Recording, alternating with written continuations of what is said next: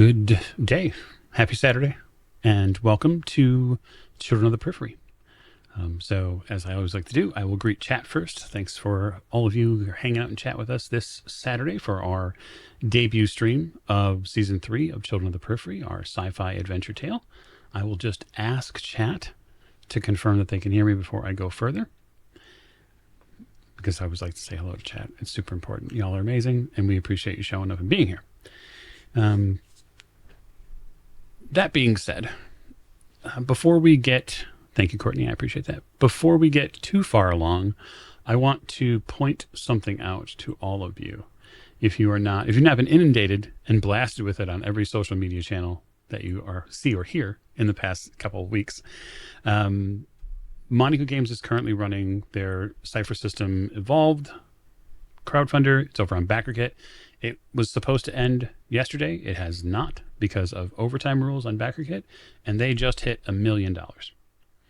And so it is a really, really big crowdfunder. We're going to be utilizing the rules here, not the evolved rules yet, because they're not technically out. If you want to see them in play, you can on a previous stream we did with Sean Reynolds from Monica Games, who ran a little sort of pocket version of the fantasy rules here for us last time. So go check that out. It's here and then also on YouTube.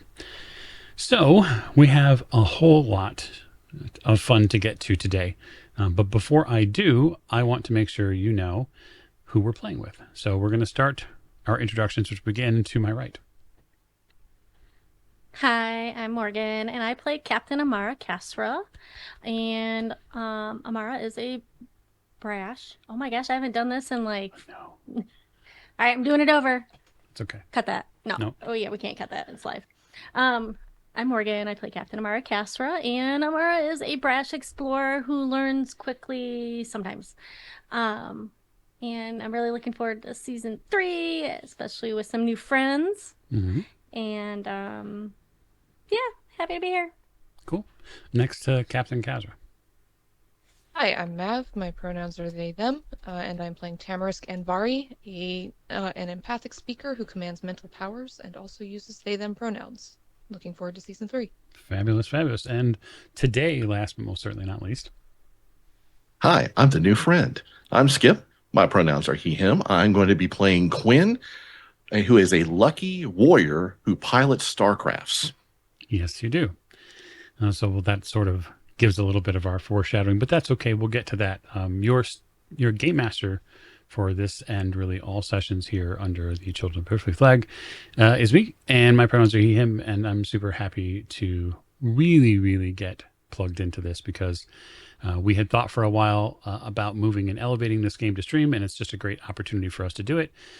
But that being said, it is quite possible that you might be watching this stream live or maybe over on YouTube at some point, and you might go, well, wait a minute. There's been 2 full seasons of this show, and they took place on the podcast side of what Old Ways does, and I didn't watch any or listen to any of that, so I don't know who these people are or what they're doing. And so what I'm going to do is do something I call, and so it came to pass. And so I'm going to dial the clock back a little while. A series of months, perhaps, all the way back to season 1 and try to encapsulate for you, the viewer, what has gone on. Originally, a crew of 5 individuals were contracted by a patron, a woman named Leah Marhoon, to acquire archaeological data from a very far and distant planet. Now, this was set originally in the Coriolis universe by Free League, and what we did then was we saw that troop of 5 travel to a far distant planet and uncover several things. One, that Captain Amara's family had been there at some point, her mother and possibly her father. And that we uncovered an ancient civilization called the Builders.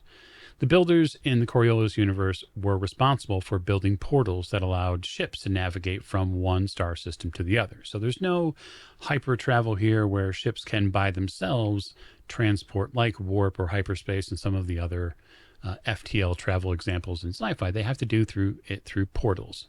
And so they were able to find out that data, but when they located it, they located the spirit of a portal builder and an intelligence that told them that the world that they knew was under attack or under an increasing amount of darkness. So the space between the stars is where that darkness lied, and it was bleeding over into their universe, slowly consuming things as it went. And so they began a mad dash to figure out how to get out of that star system, out of that universe entirely. And they did so through a pretty epic fashion. There were a series of adventures and data collection, and eventually they landed on a planet that had a portal built into the core of the planet. And they were able to get on a ship called the Nadir. Now, back in Coriolis' history, there were two colony ships that left Earth.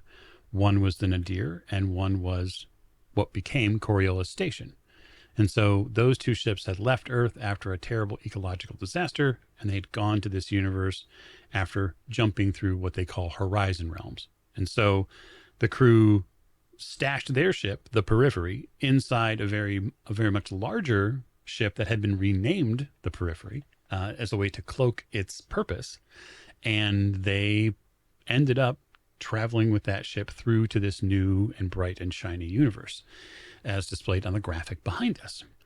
So when season 2 takes place, they get adjusted in some ways to that universe. They find a planet to orbit. They hope to find habitable space. They realize they're really, really alone inside a massive colony ship with a bunch of cryogenically frozen people who are originally from Earth. And through a series of adventures, and some might say misadventures, they are able to locate a couple of different alien races and really have to struggle with the idea of the fact that humanity that has come with them needs a place long-term to stay. But the planet, while it is ecologically arable and livable, it's not theirs. And so they have to work out, and through the characters, work out a way to negotiate the safe settlement of humans so that way they can continue to exist. Because in this universe, they have all sorts of similar problems like water and food resources, but they also have to work diplomatically. And so we got to see in season 2 them work the differences between 3 different races of people and how they were going to find a way to coexist. The characters helped stop a war, and then unfortunately for them, they encountered something that was left in the core of the planet that woke up when it encountered some of the characters, and that was a portal builder machine which works to reset a world to prepare for new people.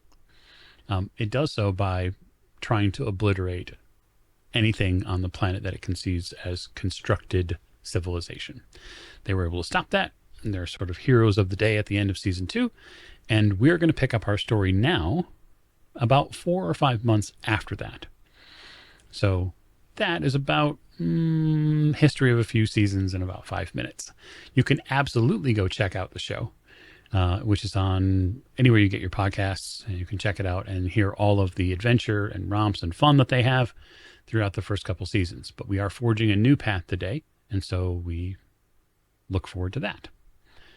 So I'm going to start with our captain, Captain Amara Khazra, who has been through a whirlwind of things in the past several months, has actually had the most recent time being a little bit more, I'd say, normal.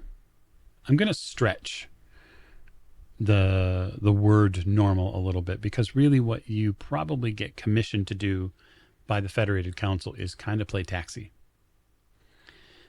The Periphery is really the only viable vessel starting out that can make planet to ship connections. And so for a large majority, Major General Garrison is, I think the nicest term would be politely requesting that that ship serve that purpose. With the understanding that the Federated Council that's here on the Nadir is going to work towards engineering shuttling vessels as soon as they can. It's probably good in some ways that you get a chance to breathe. It does get give you the opportunity to see the planet and probably spend a little time with Rakam talking about things. He has been, for really since the emergency with the planet died down, he has been solely focused on gathering as much data from the Anyi, one of the races that's native to the planet. He's been working very hard, very diligently on determining what other stellar navigational information can be gleaned from the stuff that you took from the signaling station in season 2 and from data that the Anyi have. So that's what's critical. And he has been plugging away, trying to figure out how to piece together where your mother went, because he's aware that it's very important to you. So I wonder, given that as sort of your framework, what do you think Amara spends that 5 months doing beyond that?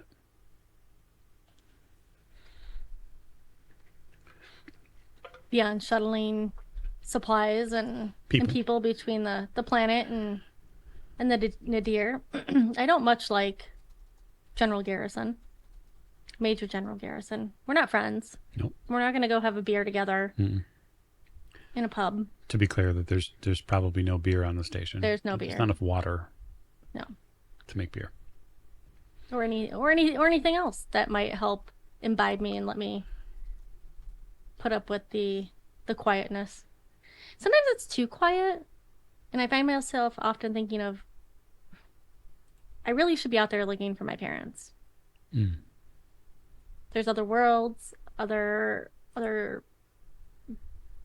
maybe other beings, humanoids. Choose here. And so I know I'm probably getting a little antsy at the 5 month mark. The quietness, the normalcy of just not having to feel like I'm running or trying to avoid a civil war between two different, not a civil war, a war. It's a war on a planet in the land. I don't, words. And just trying to keep the crew happy. This isn't, we're not vacationing. It's not, nobody's had a vacation. It's like a vacation, but not a vacation. So a lot of thinking and time learning about the Oni and the Rakton cultures. Just because it's something different, and it will help me in my future, any negotiations and whatnot. So that's probably what I've really been working with Rakam, trying to help. I'm sure he loves that. Just try to help. And so she's like a rock. You can't see through her unless she's mad. Right. I was going to say that brash part of your sentence is going to probably bleed through at some point. Yeah. So the force that is here, the military portion of what's on the Nadir that was sent originally, they continue to load out.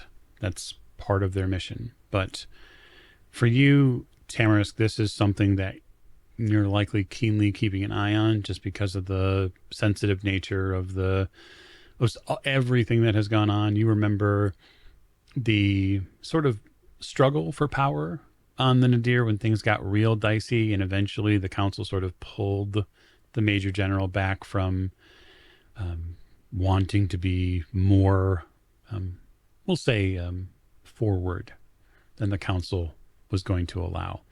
But that hasn't stopped Major General Garrison from continuing to deploy Legionnaires. The force that is on planet now probably consists of 35 Legionnaires. And these are very similar in their makeup and style to Cordelia Oren, and the fact that they all wear power armor, and they look like the military. They look like Legionnaires, except not the ones that you remember. Obviously from Coriolis Station, those are direct mercenaries, and they didn't care very much for who lived or who died. They cared who paid. So the force that's here is probably a little bit more than you were expecting. There's a few hundred or so colonists now that are down on planet. The once small outpost in the past 5 months has grown dramatically. And you have likely heard from Ani representatives that they're concerned about the rapid expansion of humans who seem to be moving in at almost an invasive species speed. They don't like it because the last time they encountered any humans, there was a devastating, nearly world-ending event, and they're sort of worried, which is probably fairly understandable why. And as far as the Rockton go, you barely hear from them now. The entire group of Rockton, these avian militaristic people, have gone south. They have, in effect, fled their home because they really just don't want to be bothered. But given that as your backdrop and the understanding that Lieutenant Colonel Cordelia Oren has sort of taken charge of what's going on the planet side stuff, what would Tamarisk have spent 5 months doing? I think Tamarisk spends a lot of time learning culture from both sides, because the Earth side is completely different from what they know from Coriolis, but they're also learning more from the Ani, and they're liaising quite a bit because they're the only one who's fluent in the language at this point. So they're probably trying to teach people some of the language and so on as well, so they can pick up some things, but they're the main go-between, and they very much understand the dismay on the side of the Ani. Tamarisk was a bit iffy about people settling here to begin with, because it felt very much like walking into someone else's home and saying, I live here now. But they're doing their best with the situation to calm tempers and working with Cordelia to make sure things don't get out of hand with the Legionnaires, while also learning what they can culturally and linguistically about both sides so they can better help facilitate the exchanges going on here. So they're running themselves ragged a little bit, but it's what they do. It's what they're good at. Yeah, it is. So I think the little bit of additional flavor text and narrative I would give you on that is that you have become very well connected with several of the Federated Council members. You are likely plugged into their conversations because of your role as that navigator, linguistic navigator, and intermediary. You begin to play a really important role in that go-between. The Ani come to trust you to send their message properly and convey those things to the council. Now, that doesn't necessarily mean that the council always listens to you and acts on what you say, but they do hear your words and they take them into account.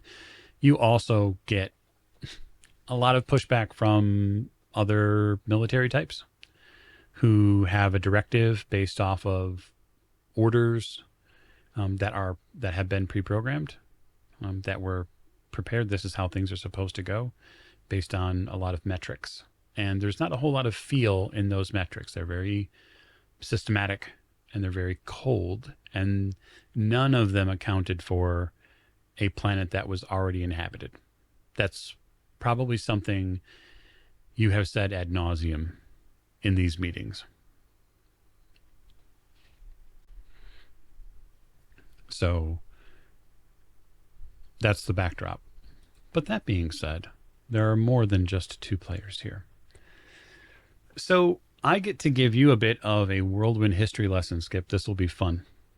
When you got aboard one of the colony ships on Earth, way back when, and I say way back when because when you were unfrozen from cryo a few months ago, it felt like whiplash. When you left Earth, it was 2250 because of ecological choices and because of what humanity had done to the planet had become irreversible. humanity basically put everything they could, several countries put everything they could into constructing colony vessels. Inter-system travel had already been figured out. Humanity was already going back and forth between the moon and Mars and some of the other places. They had already constructed larger vessels. But when it became clear that living on Earth was not going to be a long-term viable solution, not because the planet was going to have any sort of serious suffering, but that the ecological portion of what humanity had done to the planet was not easily reversible, they put all of their available science and technology into constructing 2 very large colony ships. And a small amount of people, roughly speaking, based on how many people were left on Earth at that point, left for the stars after scientists found what they believed was an interstellar portal. They bet everything on it. And when they did, you went into cryosleep along with a ton of other Federated military personnel. And months ago, you woke up and you probably spent a good week in the medbay under the very careful care of a military doctor who nursed you back to movable. And then eventually, a month after that, back into service because you're still enlisted. You still have a job to do.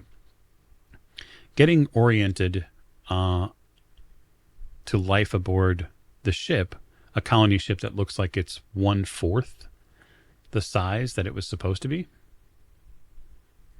you get a really rough history lesson that the Nadir at some point crashed. It was partially rebuilt. And as far as you know, the portal that you went through led here. You don't get a ton of details from your superiors about how it all happened. You're probably not sure that they know. It's either that or it's above your pay grade. But as far as piloting goes, you spend probably a good couple of weeks inside simulation machines that have been built to orientate you back to how to pilot. And back and forth every day between the mess hall and the service bays, you probably see time and time again a ship, sleek, black, a little bit of off gray, come in and out of the cargo bay.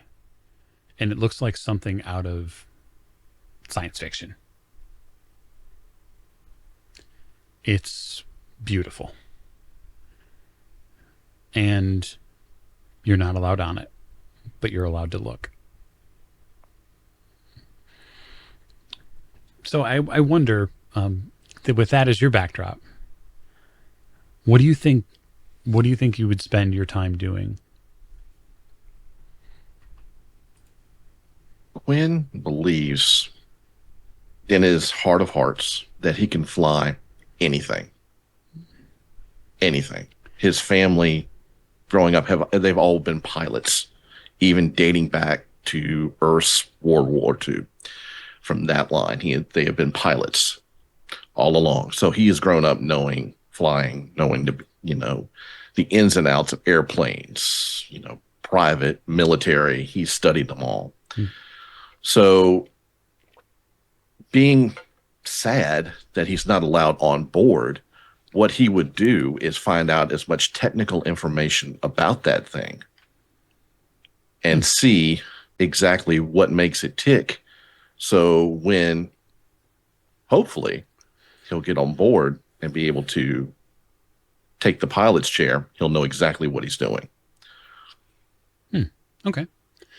So there's probably time between when Captain Kazra and you or other types are going to be in and out, because the Periphery, of course, captain doesn't have its own consumables. There's no replicator. There's no funny technology that turns energy into matter. And so you are still stuck eating one of two things. Either you are eating the nadir rations, the ones that have been reasonably salvaged, because of course some were lost, or you're eating food that's planet side food. And we'll just say that planet side food is an acquired taste. Yeah. I would probably be maybe a little bit of both because I think it's important to help sustain the crew for a longer journey that we learn to have some of those consumables on board, like learning how to cook current cuisine that's on the planet. Um, and then also with the rations, I don't want to really take a lot of the rations because I mean, really, it belongs to the people in Nadir, and they do need to be able to sustain themselves as well. So let's say a little bit of both. Okay. I choke it down.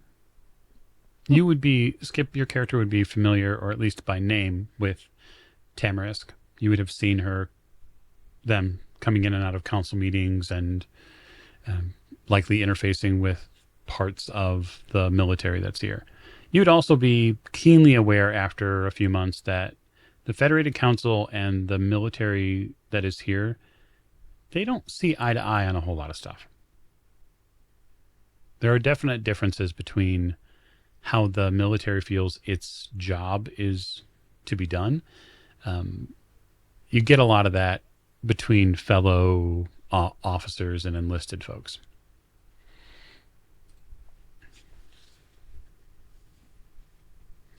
When more leans towards the I'm here, I joined because I want to fly.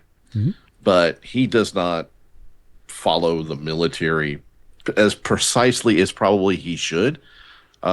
He does enough to get by, but his heart of hearts is he wants to be in the sky or in space, and whatever means he gets to get to that point is what he takes.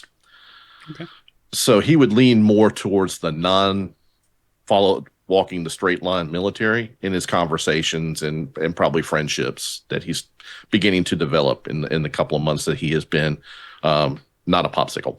So any conversation that he can get into with people outside the military, he would probably jump on that immediately, especially if it's going to get him one step closer to flying that butte that he keeps seeing flying by. So I love the idea of a chance meeting within the canteen, which is not very large. It has been expanded since its inception. They have basically uncoupled one of the walls to make it larger. And I'm imagining that given the opportunity, Amara and Tamarisk likely eat together if they have that chance. No, yeah. Yep. I do want to thank Tamarisk while we're eating for taking on the political role of things because that's just not Amara's jam. Amara doesn't mind talking to other captains or, trying to negotiate a mission or supplies or anything. But the hubbub of political life is just not something she's into. So, Yeah. Tamarisk, from the bottom of my heart, you are the bomb. Thank you. Bleak and explosive. I'll go with it. Okay. Somebody has to do it, but it's nice to be appreciated. Thank you. They do. Yeah. I mean, certainly the council appreciates it. And then as far as some of the other former crew members of the Periphery, Vida has taken more of a role with the Anyi directly in being their technological interface.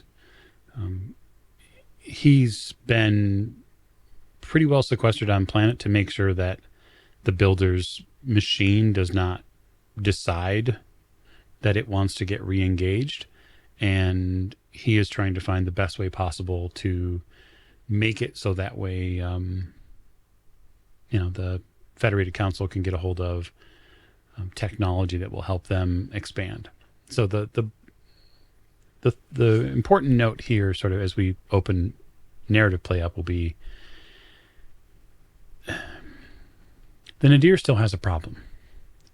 And the problem is that there is not space enough here physically and resources to keep everybody on board.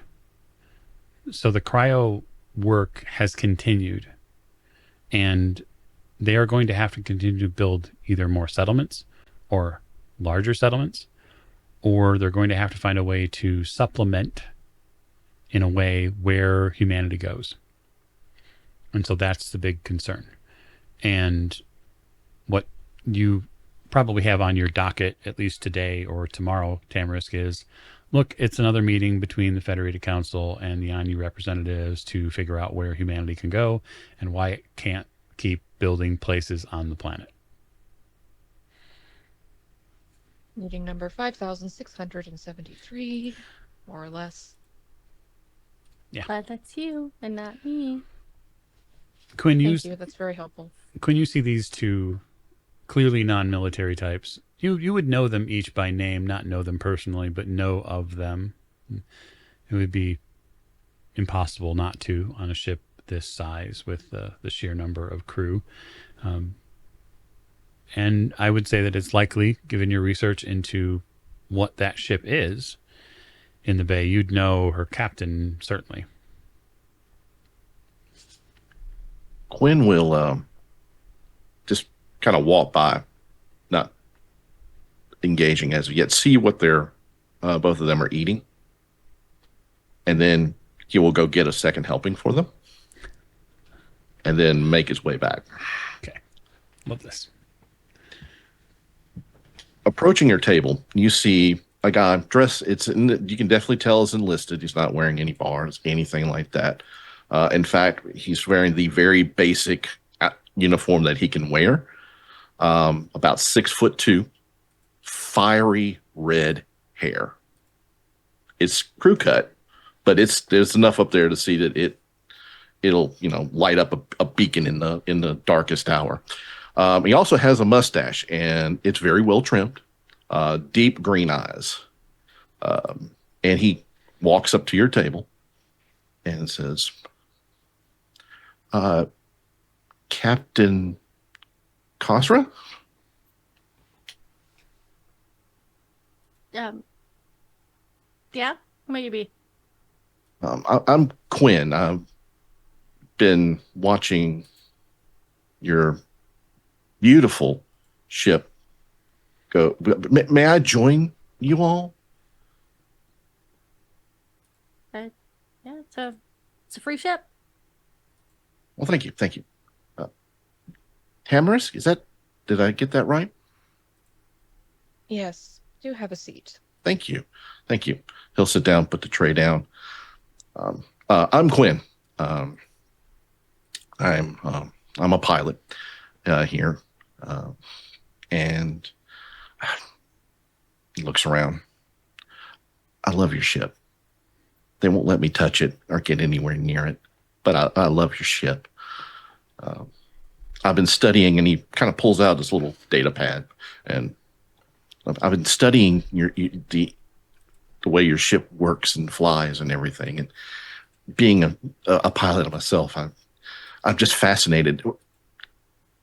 How did you come about it? I mean, I've never seen anything of the like. It's beautiful. Well, why are we whispering? It's okay to admire his ship. Yeah, well, being enlisted. Anyway, military rules. Your major general has a stick up his butt. It's fine. No, we actually it was a gift for us. We are from a different time than you. Oh yeah. I've heard. You're like 800 years or something like that, right? No, but close. The technology did improve over that time period. But yeah, she is beautiful, isn't she? It's so.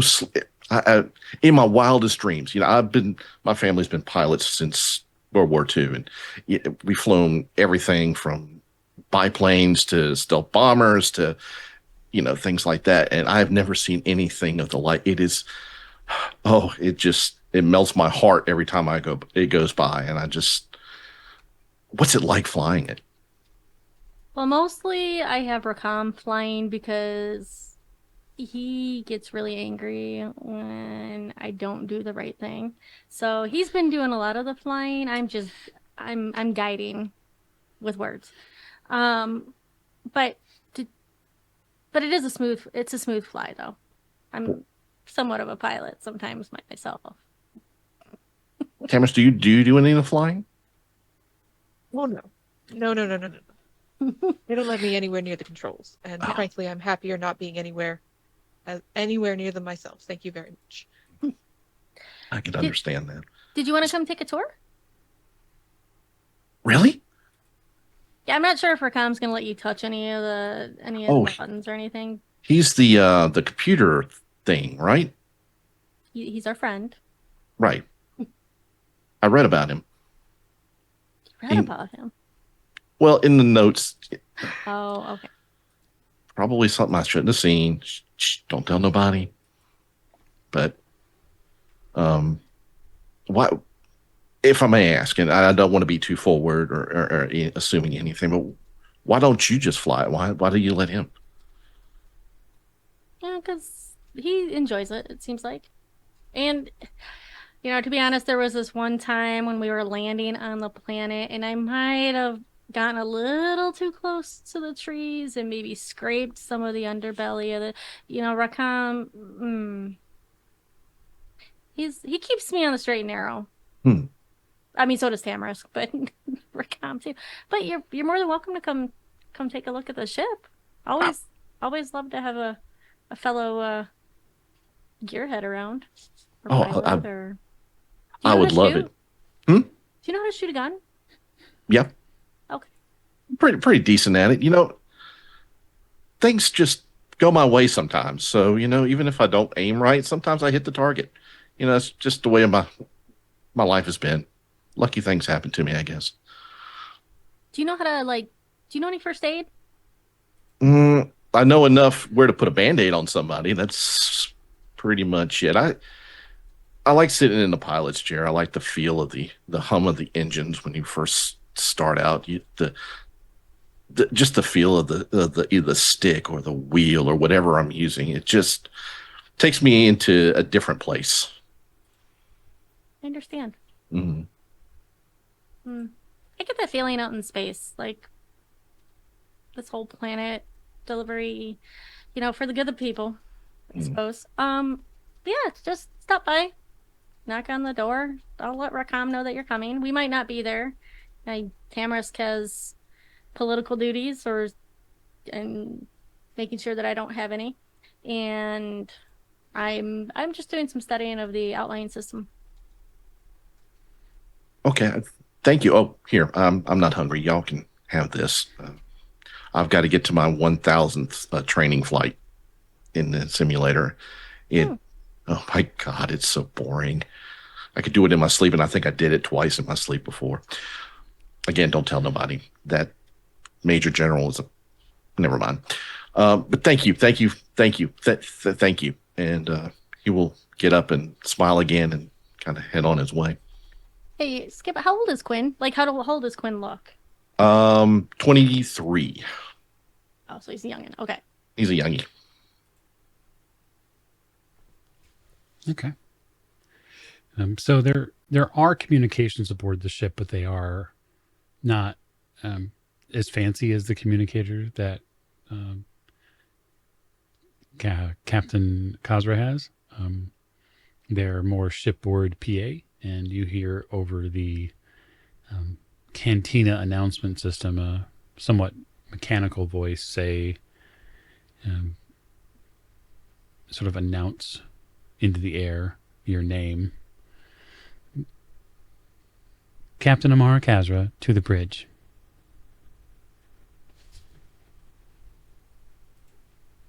I'm gonna take a deep breath. Oh my gosh. What'd you do this time? I looked at him wrong. I mean, okay. Right. You have fun at your 5,000th meeting, and I'm gonna go apparently lick some boots.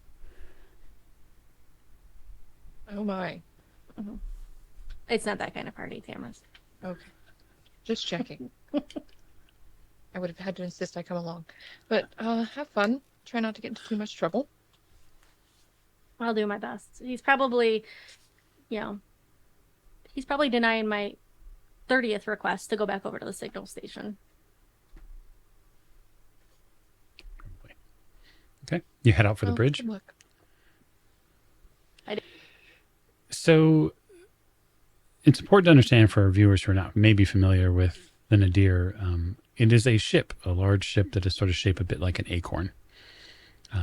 It is, as such, it has lifts that lift people through it. And you sort of have to hang on because they're not necessarily always secure. But when you get towards the lift that goes to the bridge, you see two very familiar objects. And I say objects because they are helmeted legionnaires that escort you onto the lift and then take you up to the bridge. This has sort of been the modus operandi since really the emergency incident on the planet. You can remember the first time very clearly meeting Major General Garrison on the bridge with multiple legionnaires just sort of standing around. But there is a distinction here that the Federated Council members really don't spend a ton of time on the bridge because the military considers it basically their home. And months of work together has not changed that. And so when you exit, you see way more people than the last time you were up here. You probably see 6 to 10 different enlisted military personnel who are all looking at sensors. Some of the systems here have been upgraded. Some of the parts that they have been able to acquire from the Anyi have assisted them in retrofitting some of the older hardware that's here. But she's still a pretty old boat, all things considered. And then there's that sunken floor center of the bridge where everything happens at. Long since cleared of anything like cryotubes or anything of the sort. All that wiring is tucked up. It's actually now neat and very clean in here, which is much different from when you first saw it. But the Major General is sitting in his chair, overlooking what looks like a holographic map of the settlement. And you can see blocks of images that are sort of holographically traced on one another. And you can see that the settlement map is going through a progression of where it started at and then where it is. And then for just a few seconds, you see 2 or 3 larger objects get added onto it. And I mean much larger. These look like large housing developments. And then they sort of flicker back to the original state. And he stands up. Captain. Sir, what can I do for you? Oh, it's about your request. Yes. I think this is the 11th request for 12. access. 12. Is there something that you were unable to acquire the first 4 or 5 times you went over there exactly? I've been over there 3 times. And the first time I was over there, I was battling something. So we're going to only call it 2 times. I think I was over there battling something on the second time too. But really, yes, I'd still like to go over there and do some digging in the computer system and do another walkabout on the station. With your approval, of course, Major General. Yeah. You know, the passageways here have ears, Captain. Lots of them. Dude. I think maybe you should keep that in mind when you share your opinions so openly. Isn't there a thing such as free speech? Well, certainly. You are free to speak as much as you like. You are also good. free to inherit all the consequences of that free speech. I'm going to go ahead and approve your travel to the station. She keeps the look of surprise off her face. Oh, I mean, oh, Major General, thank you. Well, I figured it'd be a way of showing my appreciation for all the runs to the settlement. I know that your involvement with the Nadir and the mission to the planet is complicated.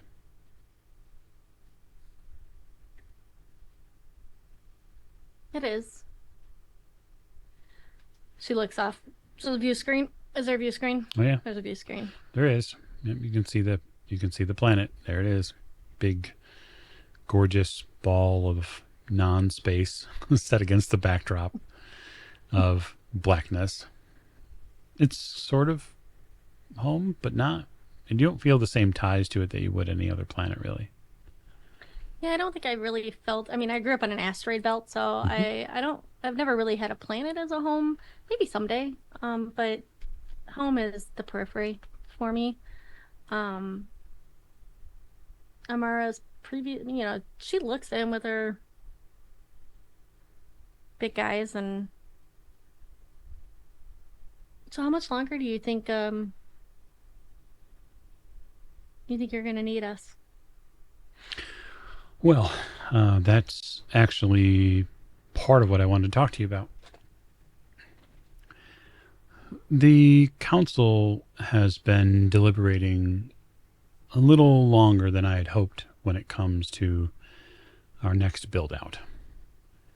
The build out that happens next needs to happen so that way we can begin the industrial process of preparing things on planet rather than having to prepare them here.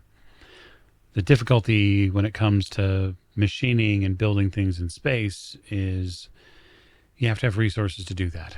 And the simple fact of the matter is that Nadir doesn't have it. We can only cannibalize the ship as much as we have, unfortunately. We're sort of at a stopping point there.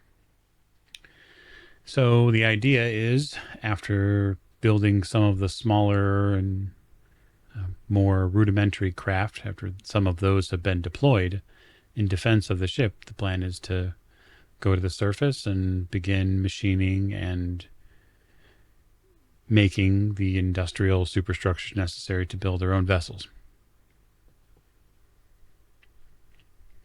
So if you're looking for a time frame, in the grand scheme of things, I don't know, 2, maybe 3 years.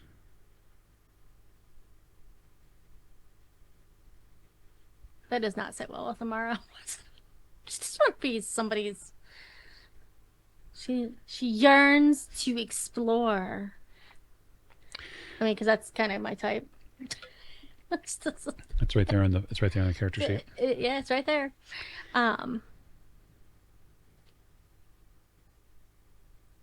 So the last 5 months, Amara's like, she hasn't softened up a bit. Obviously, she doesn't have. It's just because things are calmer doesn't mean she's not any more of the like, what the junk is going on.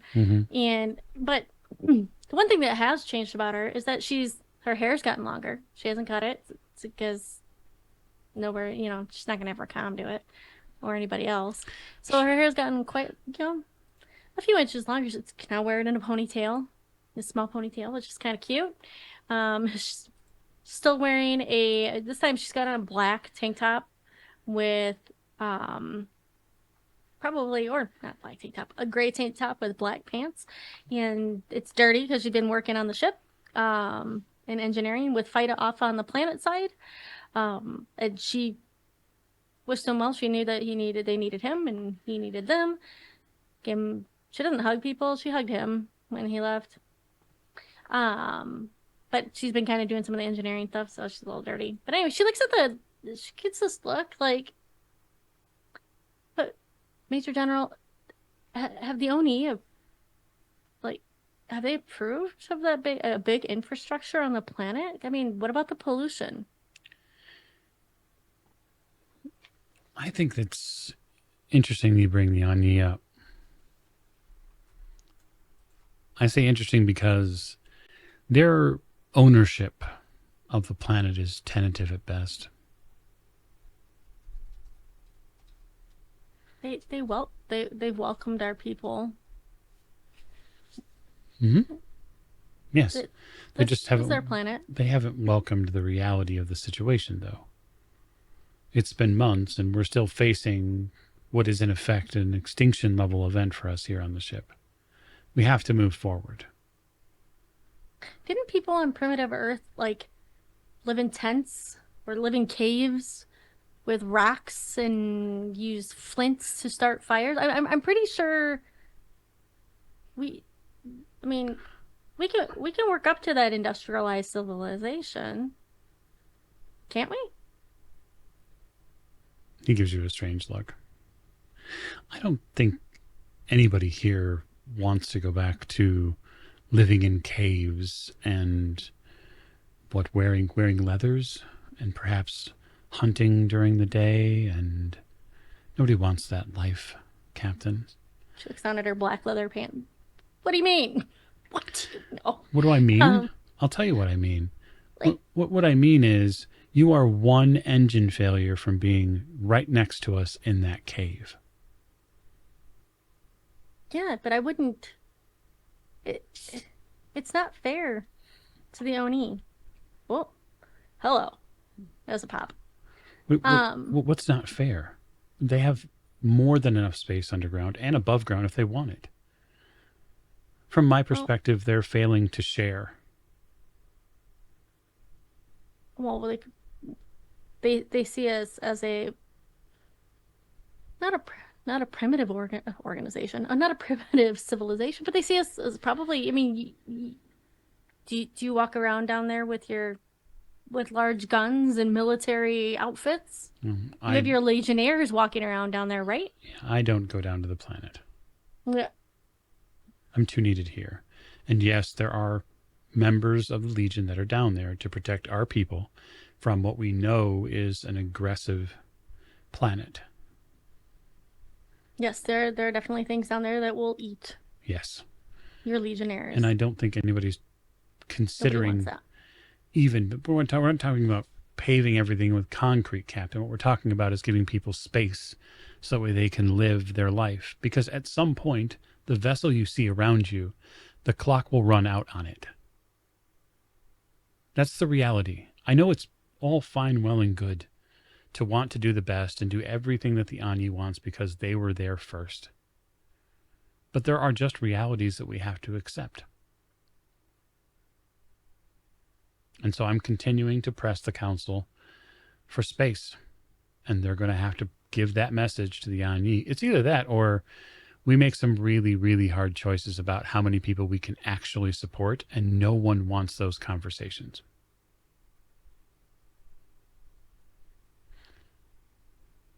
But yeah, go to the signal station.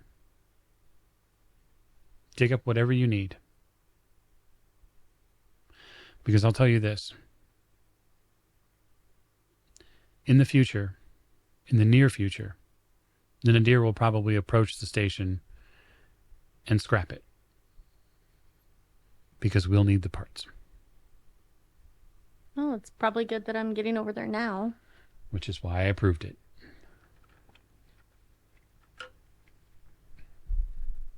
For the sake of community, Major General, I would really look at how you're approaching the Anyi, and maybe instead of sitting up here in your ship because you're needed, maybe you should tell them what you just told me. Maybe soften it up a bit, put a smile on your face. Sure. And or else they'll just look at you like another military installation.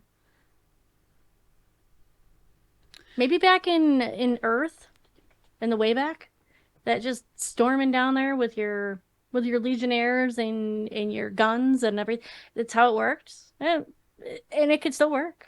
But we are a endangered species. Don't Let's start off on the right foot. I agree with you, Captain. We are an endangered species. At some point, you'll begin to feel like it. I hope. So, we are pretty shortly here going to have an ad break coming because that is the way of things on Twitch. And so we hope those of you who are watching are enjoying it. And what I want to do is go ahead and go to a quick break and then come back. And so we'll see you in just a few minutes, okay? Hang out and hang in there.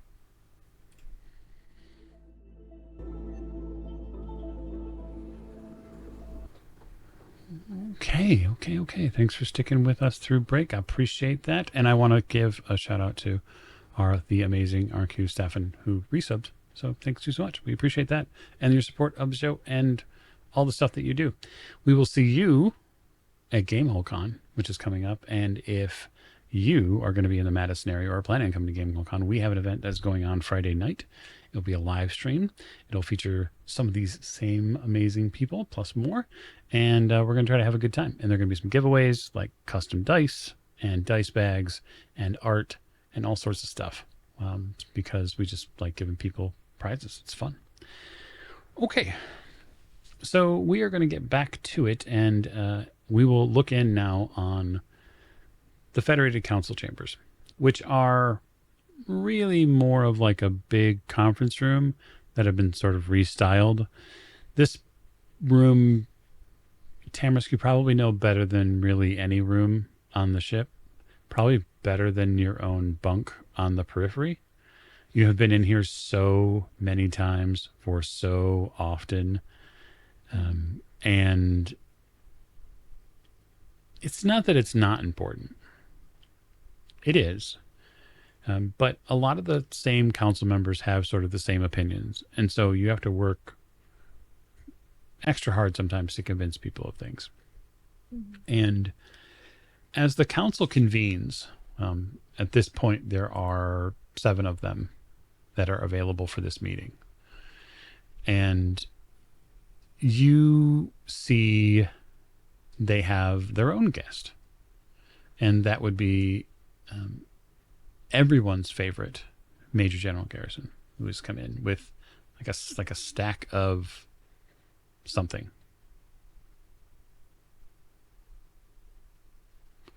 And he acknowledges you and takes his seat. He doesn't actually sit on the council, but he has a advisory role here.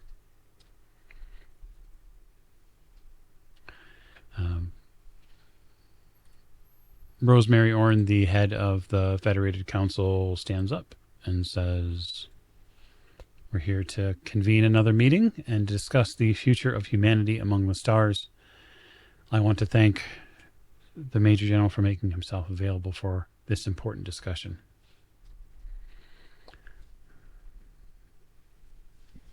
He stands up. "Thank you, Councilman." He goes to the screen that's in the room and turns it on. And you see something you have seen before, which is the settlement. And he begins going through pictures, giving a rough update of the past 5 months, the people who are living there now.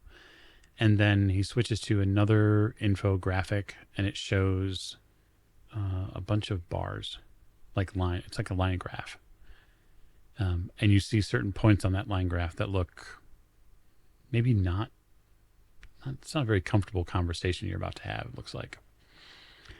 He points to one of them, and you see where one of the lines sort of turns dramatically towards 0. And he says, "We are, roughly speaking, about 8 weeks, maybe 10 weeks from a point of no return when it comes to resources.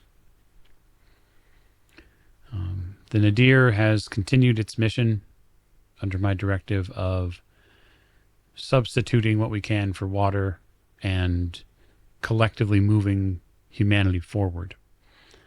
But with the council having not yet approved our build-out plan, we are risking a point of no return where we are going to have to figure out how to ration food. And I don't know how many of you have had to ration food in the past. And it does look like actually a couple people on the council have. But it's not a pleasant circumstance. What we really need is a mandate from this council to move our agenda forward when it comes to the build out of phase 2. He sort of clicks forward, and that's when you first see what he's talking about on phase 2. So the outpost grew into a small collective of, say, 30 people at first, and then it grew to like 90, and it is now topped 100-ish, 150 or so. There are a lot of people that are working on the planet, way more than the Anyi were comfortable with.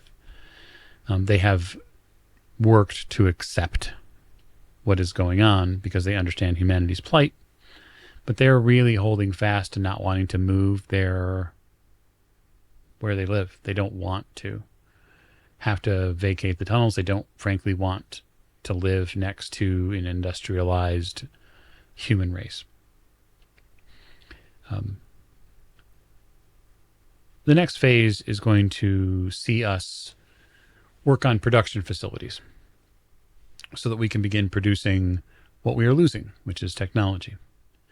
Every day that goes by that we're not producing something extra, something more for what we need, is a day that any one of these systems on the Nadir could fail, and we could be in a dire, dire situation.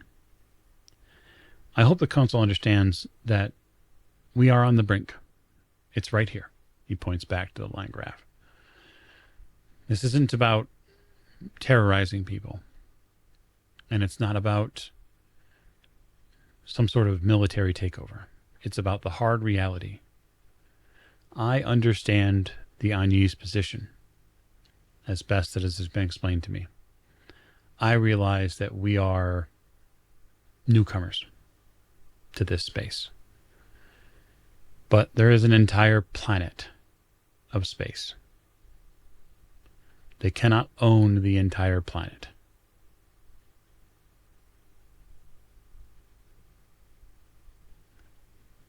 We need space. And at some point, we will be forced to either get them to agree or take it.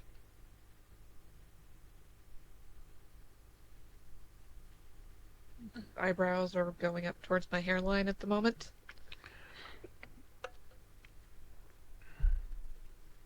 Councilwoman Orrin nods and says, "We've heard what you have to say. This is not a unfamiliar stance from you, Major General." He sort of puts his hands out at his sides. I don't know what else I can say. I can say it, I can package it any way you like. You could put a bow on it for them, for all I care. There are just some realities we cannot get past. If humanity wants to continue to exist, it has to have space to do it in. The Nadir will not sustain that kind of life. We have to have more people down planet side. Ideally, we need to draw down the forces on the Nadir and the population to 20% of what they are. So in your mind, Tamaris, what he's talking about doing is moving 500 people to planet, which is 5 times or more what they have downstairs right now.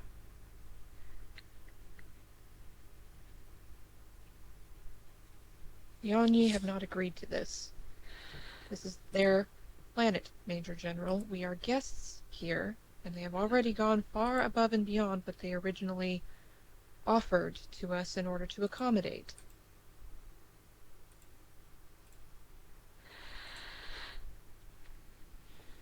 So what would you have us do?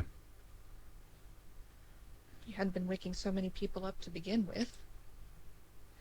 We were waking people up because of the water issue. It takes an awful lot of power and water to keep cryo tanks cool.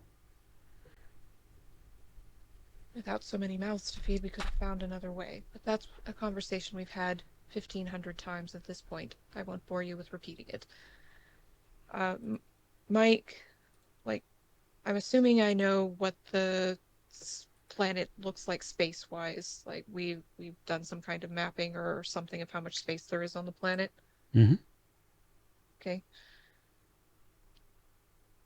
Has has there been any effort to extend the colony elsewhere away from the Oni's main settlement, or Yeah, there has. So the okay. trouble has been actually that they have actually lost legionnaires trying to do so. The planet Okay. on many of the biomes that are here is actively hostile.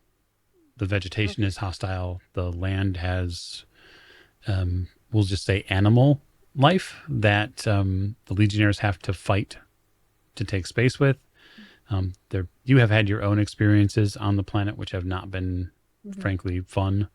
Um, it's been difficult, and it's not impossible to find that land, but it's going to take a lot of work, and it also means resources. And essentially, about 3 months ago or so, the military's directive was to stop long range exploration Mm-hmm. because of the losses when it came to legionnaires and other enlisted personnel.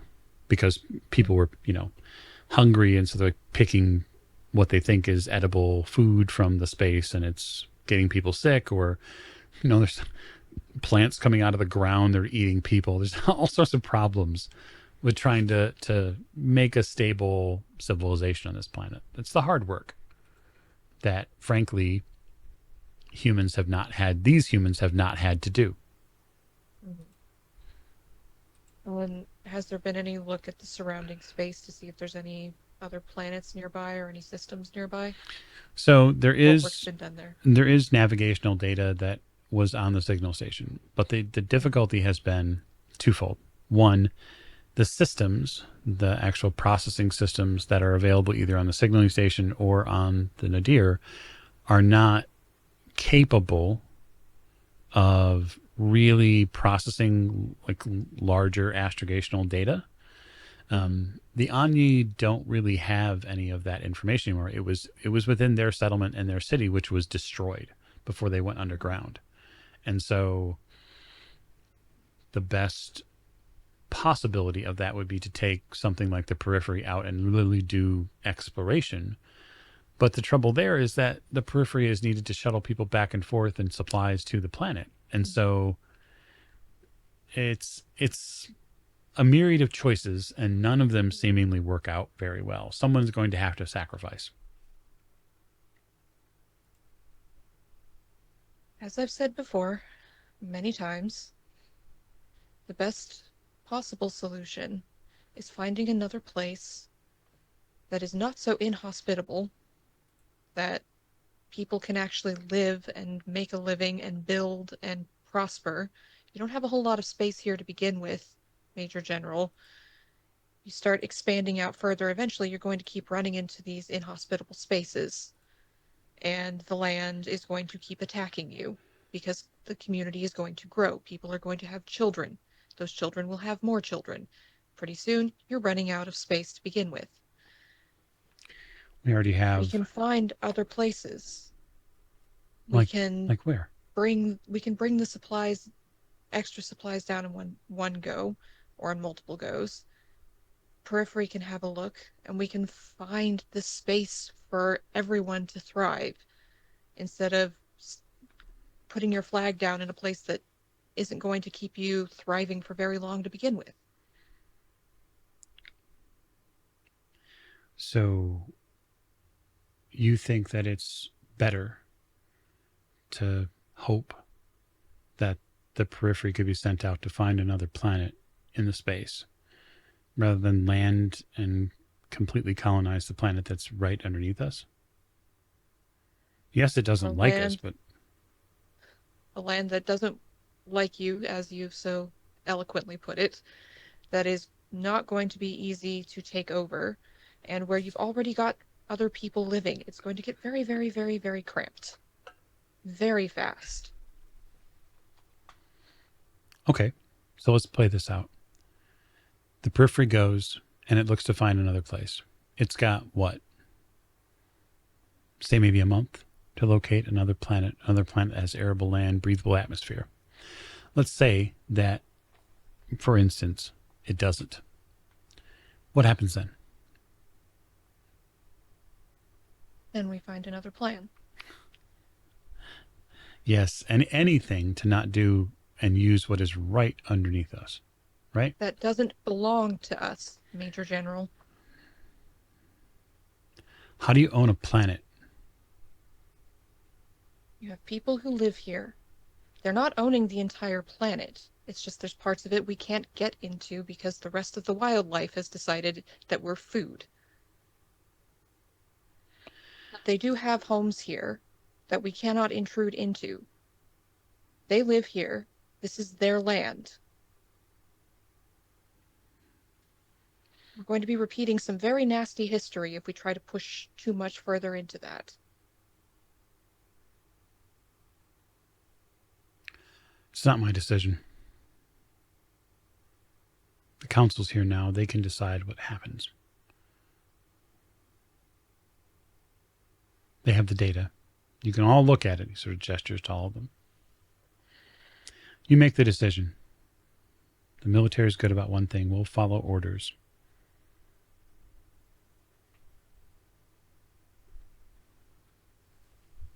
He stands up and steps out. I look back at them. There is a way, there is a hope to keep humanity going, thriving, flourishing, without having to destroy an entire another race to do it. We have an option. We have some time to use that option, and if it doesn't work, then we have some time, not a whole lot, we need to make a decision, but we have some time to make things work without repeating terrible parts of our own history. So I imagine Tamarisk has been reading and talking to people and learning things about Old Earth that they wouldn't have known before. Probably some. Not a whole lot, but I mean, the Third Horizon had an awful lot of the same sort of icky, terrible activity too. So you wouldn't need Old Earth history to know about it. So we have the chance to not repeat past mistakes and to flourish at the same time. It can be done. Councilperson Orrin raises her hand and says, I agree, it can be done. But we have to somewhat appreciate and listen to what the general is telling us by the numbers. The resources that are here are not viable for very long. And if the Periphery is sent out to hunt for another planet and it fails, it's very likely that many people will perish because of it. That cannot be overlooked. And how many do you think will perish if we push and start a war? We do not believe the Anu would go to war over this space. They are a peaceful people. We are still working with them, as you are well aware of. But they are unwilling to listen in some spaces because they feel that this land has always been theirs, and they are interested in coming back to the surface. They are interested in vacating their underground space to retake their own city, which is, of course, not very far away. And I understand that. I wish they understood better the precariousness of where we are at the station. I don't think it resonates with them the same way. Their war was a long time ago. A very long time ago. They do have in their ancestral memory the loss, the being pushed to the brink of destruction, but it has been a long time. But you can't expect a people to give up their homes and say, this is completely yours now. And that it is not what we are asking them to do. The plan suggested by Major General Garrison is far more aggressive than we would want to play. we would much rather work with them over time to find a way to lessen the impact. But there are some truths that he brings up that are not, they're not things we can overlook. The What do you? inability to process anything in production here on the nadir is a serious problem. We cannot fix anything without taking apart or dismantling something. They're looking to move above ground. Have we considered discussing moving some of our things underground into the places they vacate?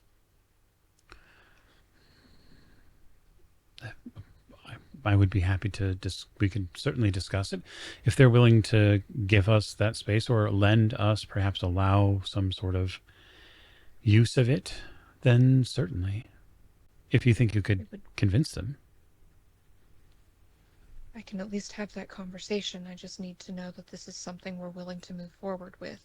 It seems to me it would be maybe not an ideal solution, but if they want to come back to the surface, which they do, and the underground spaces would be vacant, or at least partially vacant, it would also take away some of their potential concerns about noise and pollution and all of those things that we're worried about. It would give us time to find other solutions to the resources as well.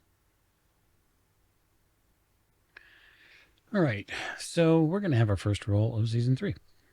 So I like Okay. this as a difficulty 4 test. So in Cypher system, we take the difficulty and multiply by 3.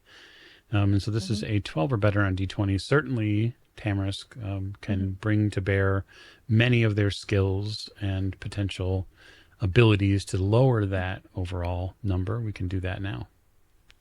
So I have 2 edge and intellect. I'm guessing this is an intellect based. So I think the first thing I'd want to look at is whether or not you have a skill that would maybe. Public speaking, and all tasks. I'm specialized in all tasks involving social interaction, pleasant or otherwise. There we go. Pleasant or otherwise. So because you're specialized in that sort of task, interactions, as it were, pleasant or otherwise, specialized, when you have a skill that's specialized, you drop the difficulty number by 2. So your 4 becomes a 2 now, and now it's 6 or better on a D20. You don't even have to worry about edge just necessarily. Okay. So 6 or better. Okay. 16. Yeah. Councilman Oren looks at you and says, all right, contact Dovell and see if they're willing to discuss a movement of our people based on the understanding that they may be looking to retake the city by the coastal city that they once had.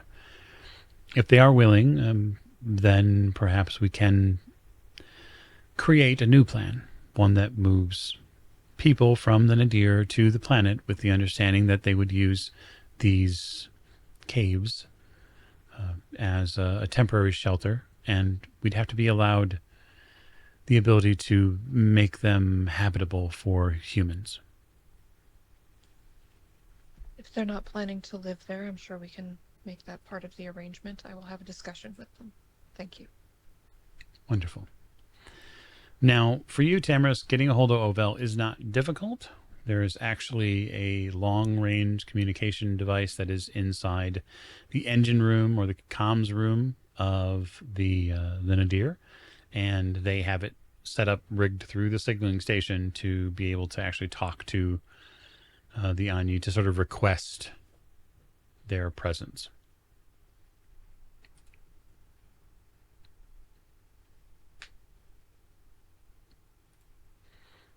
So you would just have to go there.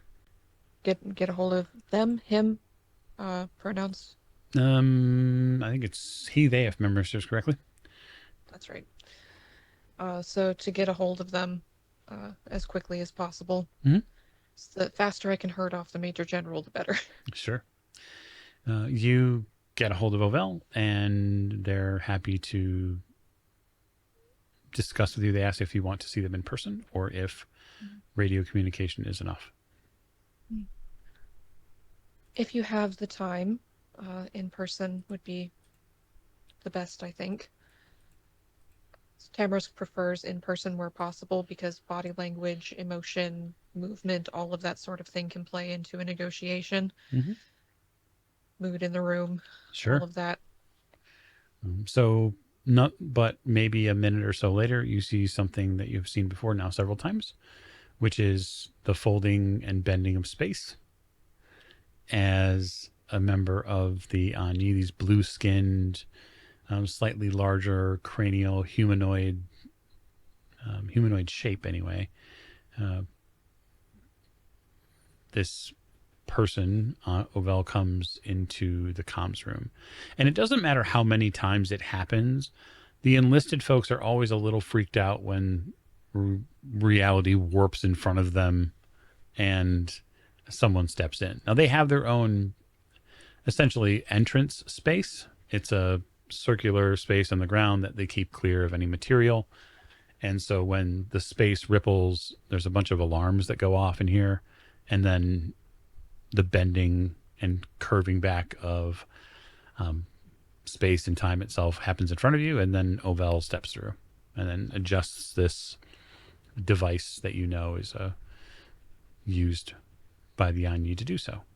And he's wearing a very traditional Anya rifle and wearing his scout uniform. And he greets you mentally. Mm-hmm. And in your head, you hear, good day. Good day. Thank you for joining me so quickly. He steps closer to you. What is it you wish to speak on? We have a proposal that may prevent a lot of the issues your people are facing with the colonists here, while also keeping us alive. If you are open to discussing it, I would enjoy this conversation. He nods. Of course. Your people are working on returning to the surface. Busily so. With the Rockton having moved far south, they have vacated that space, and it was once my people's home. And while it was completely obliterated by the builder machine, there are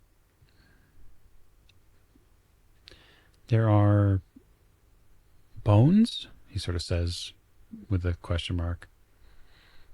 There are The things bones of the structure, yes. Yes, there are things there that we still cling to that we would like. Well, when you move to the surface, a happy event, and I am glad for you that you are able to do so. It will leave the underground vacant, will it not? The majority of it, yes. My people are not naturally a subterranean people. We have only become that because that was required to stay away from the Rockton. And so with them gone, certainly we will be much happier to be in the daylight.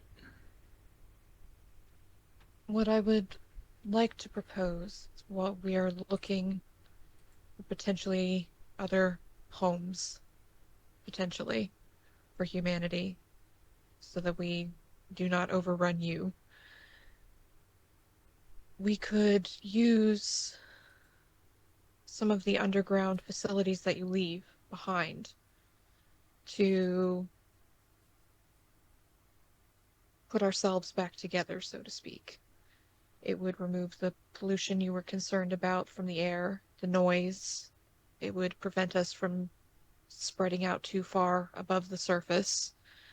And we would be able to build the things we need to build to go further out into space, to stay alive. While this is happening, we can be looking for other places to go as well. It would allow us not to die on this on the ship. We're running out of resources, and I don't want to be taking up yours. And this underground space, should you allow us to use it, might suit both of our needs, if you are open. I can certainly bring this request. If we are vacating the space, there is no need for us to keep it from you. if you move more people to the surface, will they not still also need something to farm and make food with? There will still be some sort of requirement. Your people need matter and energy to exist. There will still be some on the surface to create the energy that we need to survive, but we can keep the other things away from you and prevent this outpost from expanding further. It can exist to provide the food that we need, and everything else can be done underground. I see. I'm happy to take your words to the council and your thoughts. I understand where they are coming from. I can feel that there's concern on the part of your people. Everyone is very worried, and I am doing my best to find ways to lower that worry to the best of both sides. We are grateful to your people for allowing us to set up what we already have. You've kept us going for several months, more than we originally thought we could, and we appreciate it very much. Well, my people will weigh this heavily. While we are not tied in any way to the space we found underground, there are those who still worry about what humans may do here. I understand the concern. Ovell turns. They adjust something on the rifle and step back towards the circle. I should know soon. I thank you for your time and your consideration. He melts back into the fabric of reality and is gone after the portal opens. So, Skip, Quinn has the hundredth millionth hour logged in the simulator at this point. And you get tapped on the shoulder by the sergeant that you work for, Isa. Hey, come with me. Okay. What's going on, Ice? Oh, evidently there's going to be some sort of operation coming soon. And they want to know...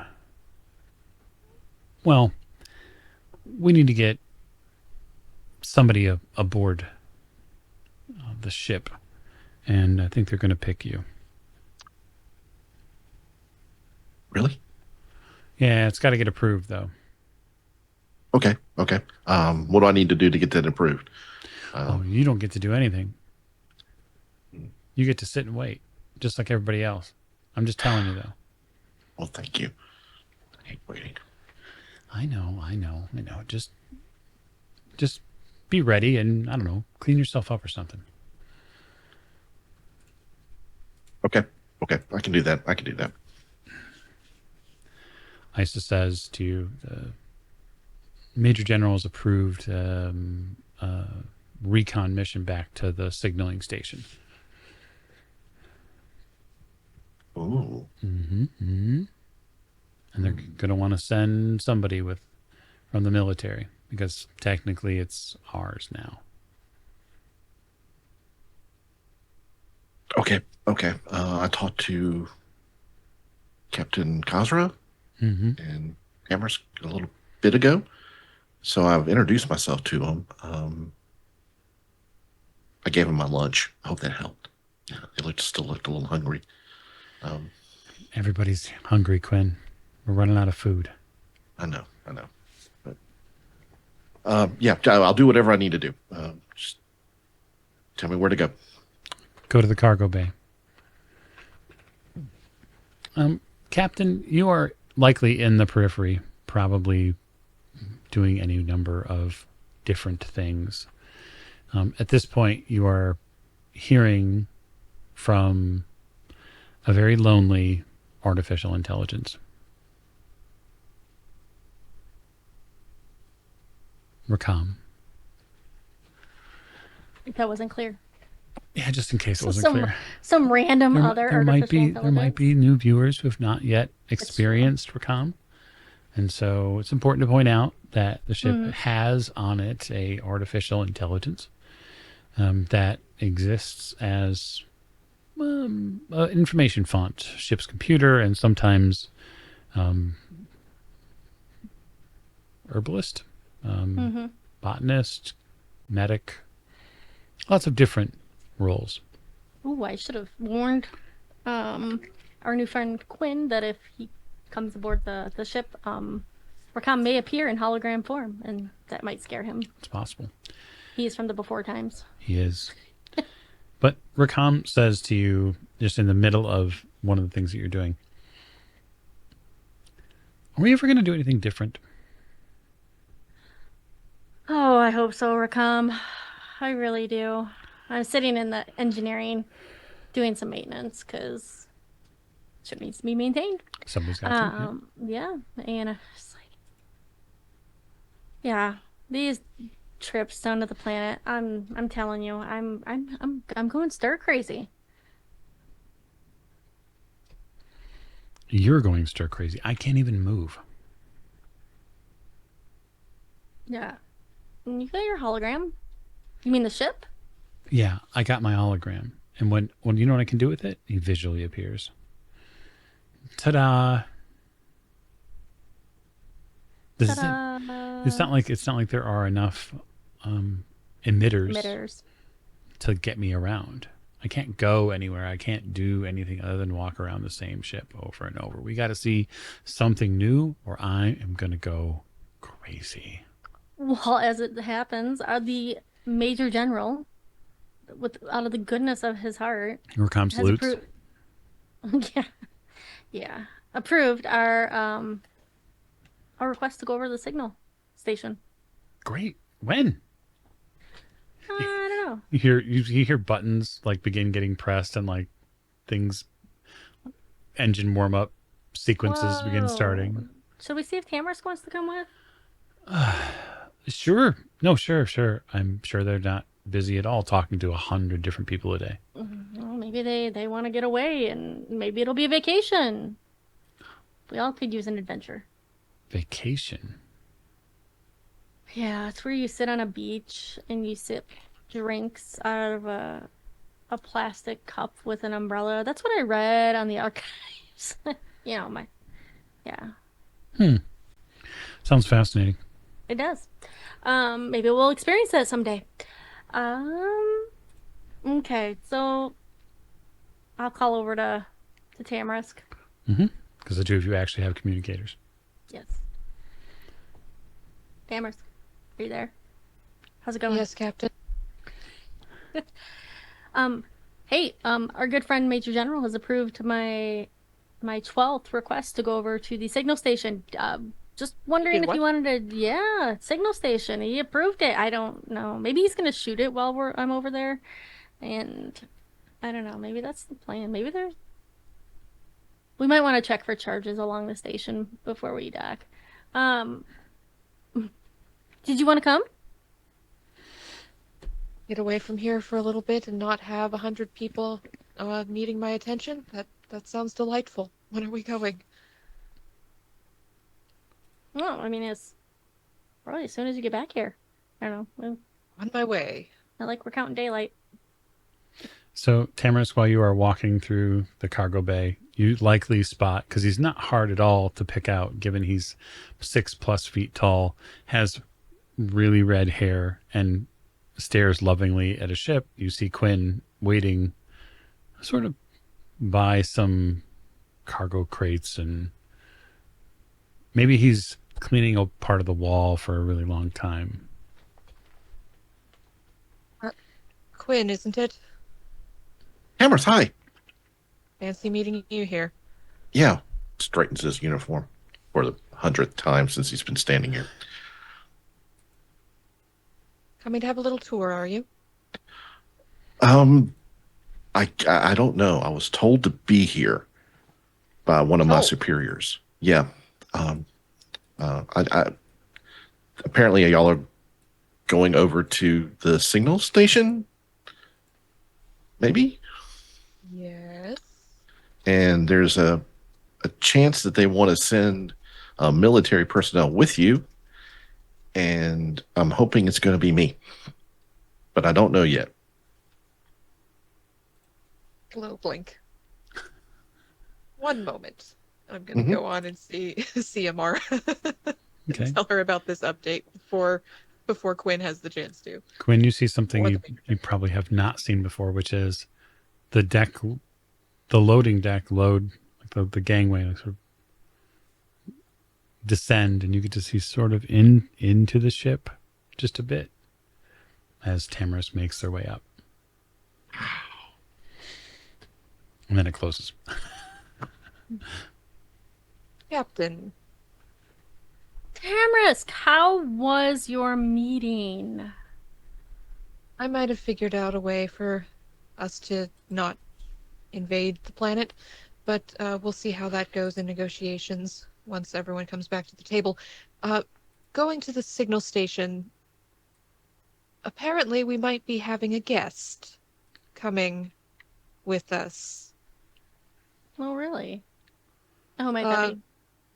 well, you remember the pilot we met earlier, Quinn, the redhead one? Yeah, Standing yeah. outside the ship, says he was told to be here and that they might be sending military personnel along and that it might be him.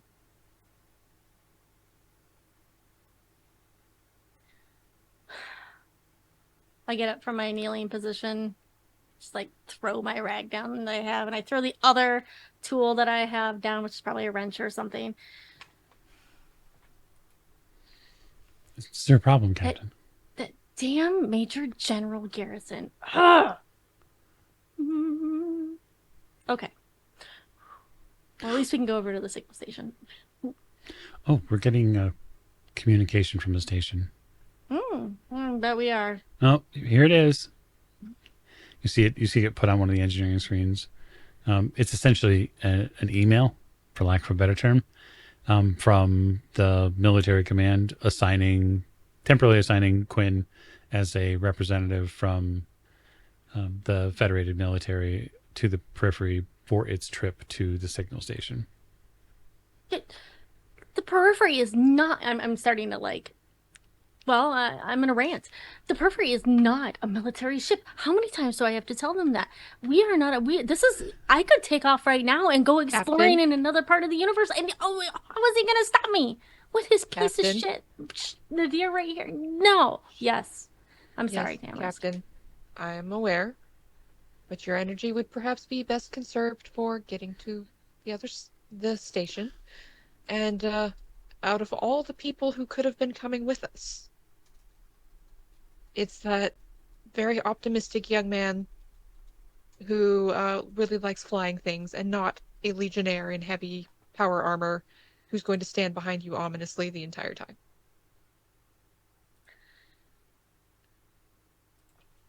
Yeah, I suppose, but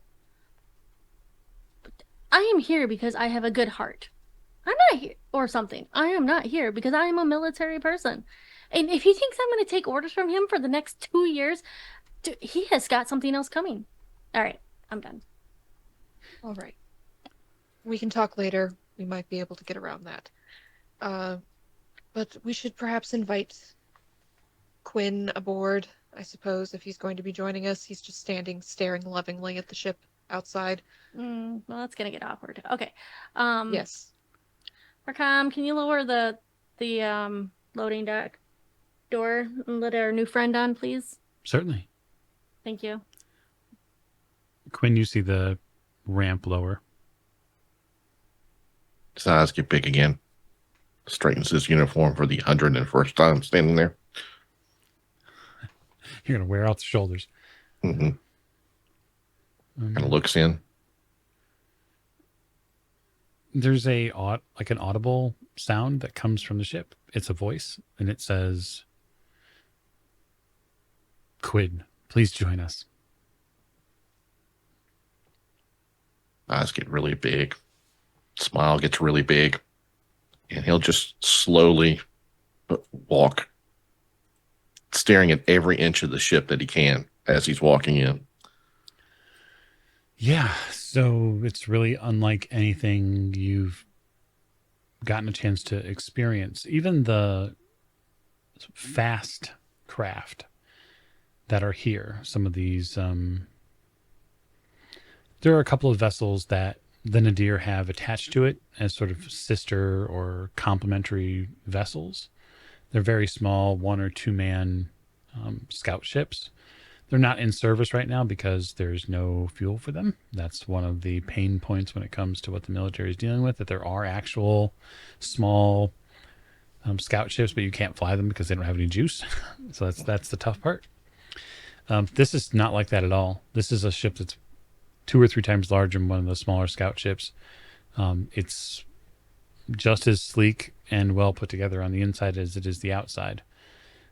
You walk up the main entryway ramp, and then you end up in what looks like a passageway with an open space in the middle. Like there's a passageway to your left and to your right, and then in front of you there's a really wide open spot where it looks like there's a circular table and then like a wraparound seating on it, and there's like holographic emitters all over the place, and there's screens in here. It's way more technologically advanced than you're used to. And then Whoa. you absolutely see something you've never seen before, which is a person digitizes in front of you, like appears like rain falling from the ceiling. This glowing purple image of a darker skinned humanoid. He's wrapped in really ostentatious clothing. Um, and he has a bit of a 5 o'clock shadow. You're not really sure who they are. And the hologram's eyes glow. And he says, "Welcome aboard. I'm Rakam. I'm here to help if you have any questions." Um, I'm Queen Keller. Uh, I'm supposed to be here. Oh, yeah, Wow. we know. Wow. Um, do I permission to come on board, sir? No, no. He raises his holographic hands, and you see them sort of wave them back and forth. No, not my job. I have to get back to the Arboretum. And he turns, and then as he walks down the hall, one of these passageways to your left, you see emitters come on as he moves to continue to project his image. And he sort of digitizes between each one of them as he moves. So he fades in and out of your view as he walks. And then you get an announcement, Captain in Engineering, that Quinn is in the cantina for your approval. Approval. Yes, he's asking permission to come aboard. It's a military thing. Oh, well, I know. Thank you, Rakam. Yeah. I'll go poke my head out by the docking bay Mhm. door and hey, are you coming? Quinn? Ma'am, permission to come on board? Uh, yeah, don't man me. You're not much younger than I am. Maybe like 10 years. Yeah, come on board. Don't man me. Just call me Amara or Captain or anything but late for dinner. Okay, Captain. 102nd time straight in his uniform. Uh, yeah. I studied the schematics, but I'm still not 100. That was amazing. That guy came out of nowhere, and I love his outfit. What? What? Where'd he go? That was Rakam. He's Rakam. Yeah. yeah, that's the ship's that's our friend. The ship's AI. I call him a friend because it just sounds weird to say the ship's AI because he's my friend. He didn't like being called sir. Yeah, don't call him sir. I know Just, that now. yeah, he doesn't. Yeah. Yes, No, ma'am. Yes, Captain. no. You want to fly? Are you cleared? Yeah. All right, man, let's get to the. I want to go to the signal station. I got things to do. Yes, yes, Captain. And where do I go? I'm going to the bridge too. Yes, ma'am. I'm not gonna leave Yes, you up there Captain. by Yes. yourself. Okay. Following you. Oh my God. Can't believe this. So the bridge is quite interesting from a lot of different perspectives. But Quinn, being the first time on the Periphery's bridge, there are two forward stations. One, it looks way more used than the other. There is a couple of stations you could stand at behind the main central chair. You're fairly certain the one on the right is the navigational seat.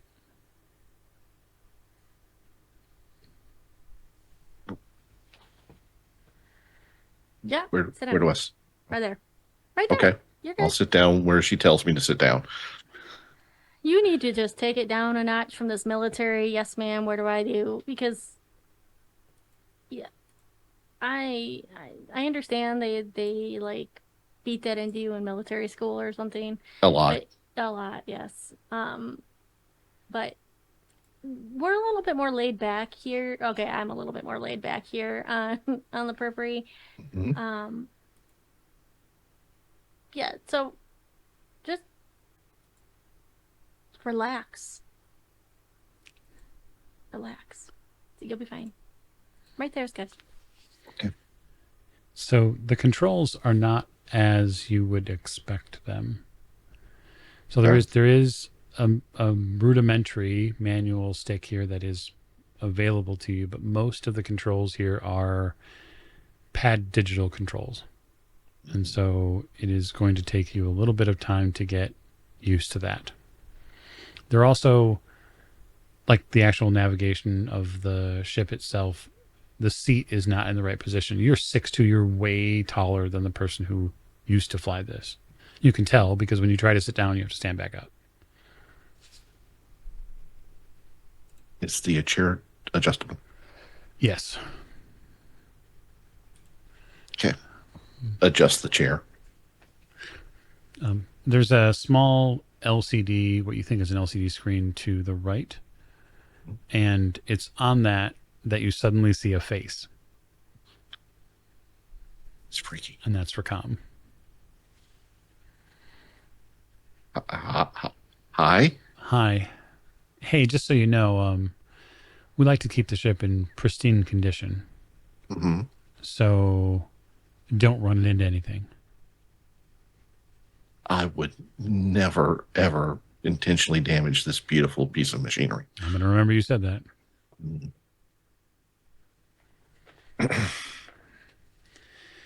Signal station should be pretty easy, Captain. We've already requested leave, so we should have the bay doors here shortly. Great, thank you, Rakam. I sit down in the command chair. Yep. Like Riker. Oh, and I fall on my face. So you turn it around completely and then try to sit down. Okay. I'm just trying to get the vibe here. Yeah, the startup sequence begins, and for the first time in forever, you feel actual engine vibration. The power readout on this engine looks obscene by comparison. It's nothing like the test ships that you've flown. Getting the internal readout, Quinn, this ship is supposed to be a transport vessel, but it's built like a gunship. Like everything on here is built differently. It doesn't match up to what the ship's like visual sense. There's a rail gun on top of this ship.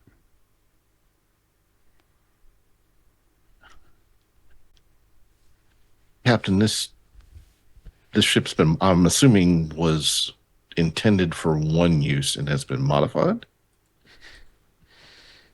Yes. Okay. We did a lot of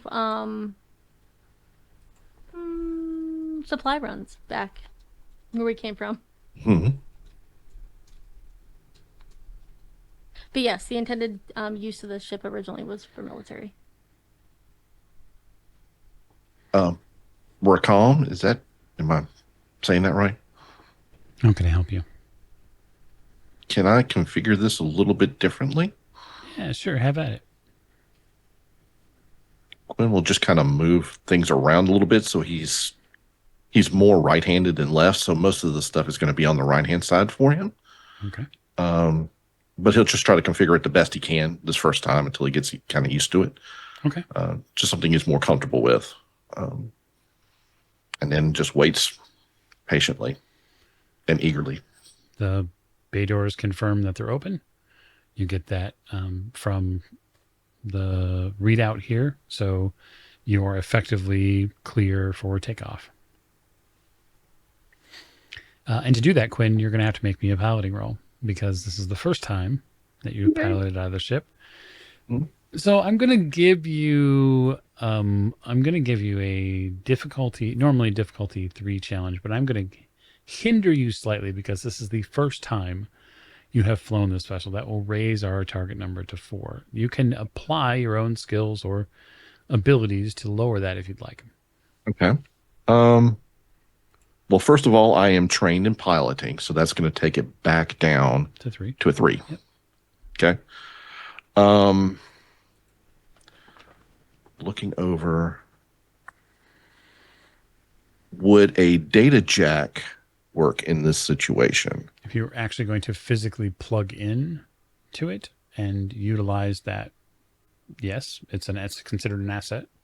I would do that this first time. Okay. Just until I get comfortable. Oh boy. Okay, so go ahead and make me the roll. Okay. That's difficulty 2, so 6 or better. Okay. I'm going to spend my point. Hold on. Okay. I rolled a 10. Perfect.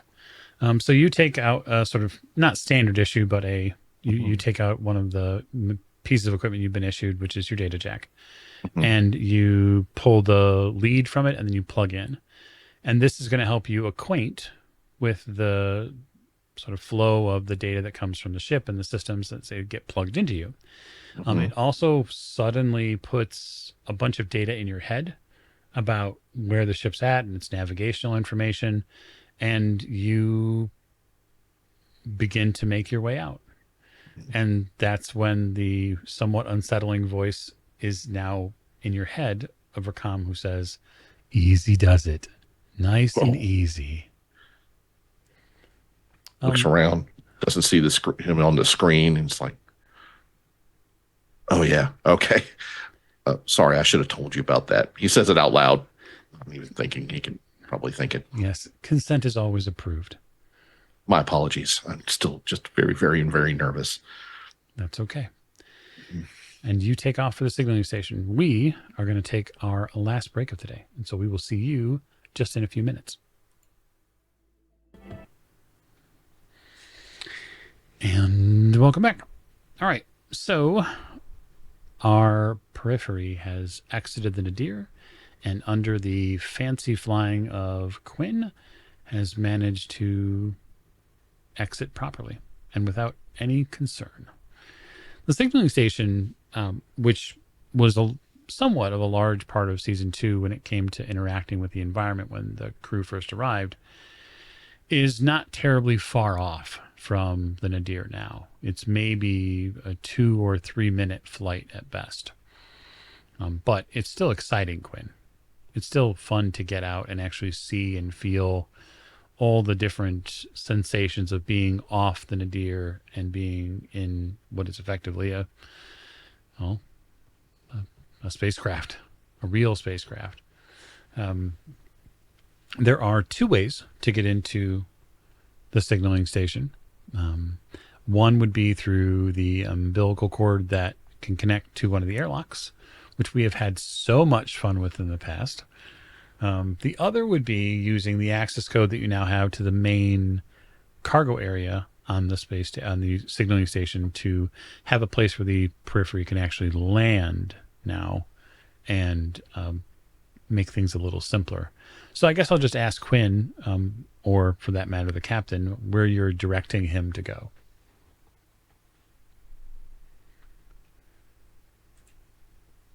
I would direct him to the bay where we can use the code versus the umbilical cord. Okay. Okay.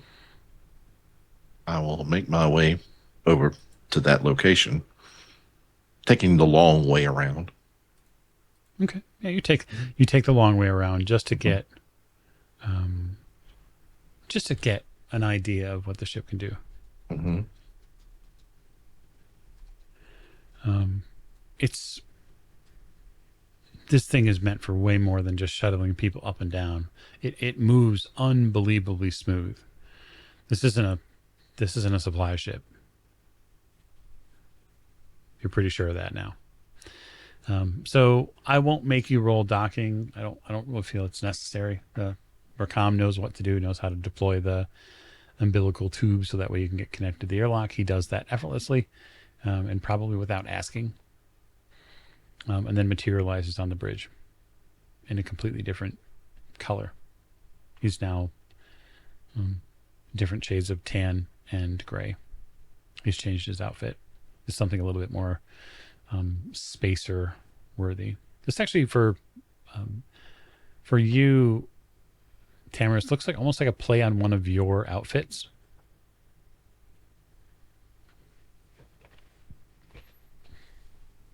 Interesting. Okay, well we're all ready, Captain. I will be here if you need me. Thanks for new outfit. Certainly, got to change things up every once in a while. Yeah. Good. Looks nice. Thanks, Quinn. I appreciate that. Mm-hmm. Good luck on the station. Oh, don't let the thing with all the mouths eat you, okay? Oh, okay. Then. Don't scare him, Rakam. It only happened once. I'm sure it Mhm. won't happen again. Are there people still over here, or is it just abandoned? I didn't really look too much into the notes on that. I mean, there's not people, Mm, as far as we Nope, know. no people. okay. There might be animals or other species that have taken it over, but it's okay. They won't Do, hurt you if you don't touch them. do we need guns or something? Yeah, sure. Yeah, I slide open a drawer on the bridge and hand him a Vulcan pistol. And here, You see a type of gun you've literally never seen before. just point and shoot. Okay. Uh, I push the on button on it, and thank you. It whirs to life, like you Okay. hear something start up inside of it. Now, Quinn, this is a ballistic weapon, so be very careful with it anywhere near, well, really anything. Okay. Good to know. Thank you. Thank you, Captain. Godspeed. You get a sort of sarcastic salute from Rakam before he undigitizes and disappears. yeah, that's Rakam. He's great, right? Not used to such a chatty computer. Don't call him a computer. Sorry, old terminology. All right. He can hear We you. should- Just so you know. I know. Yes. Just keep that in mind. Okay. Right. Let's get moving. I'm enjoying Yeah. being off the ship for a while. So the signaling station airlock is, though it's old, it's dusty, but it works. And inside, just for the audience and of course Quinn's narrative understanding, it smells like an old machine shop in here. It smells like oil. It smells like ferrous metal. There's a lot of ferrous metal in the air. And it looks like it's been disused for probably quite a while.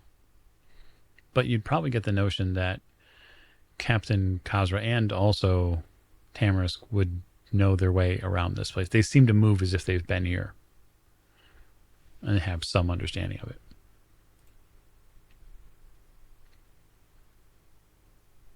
So he was joking about the multi-mouth thing, right? Oh no, but No. it's fine. Okay. Yeah, no, just be careful. Don't go in any dark areas without putting a light in there first. It's fine. Or just stick with us. I take a deep breath as I step onto the station, because that smell of the oil and the machinery and the old shop smell just reminds me of home. Mm-hmm. Yep.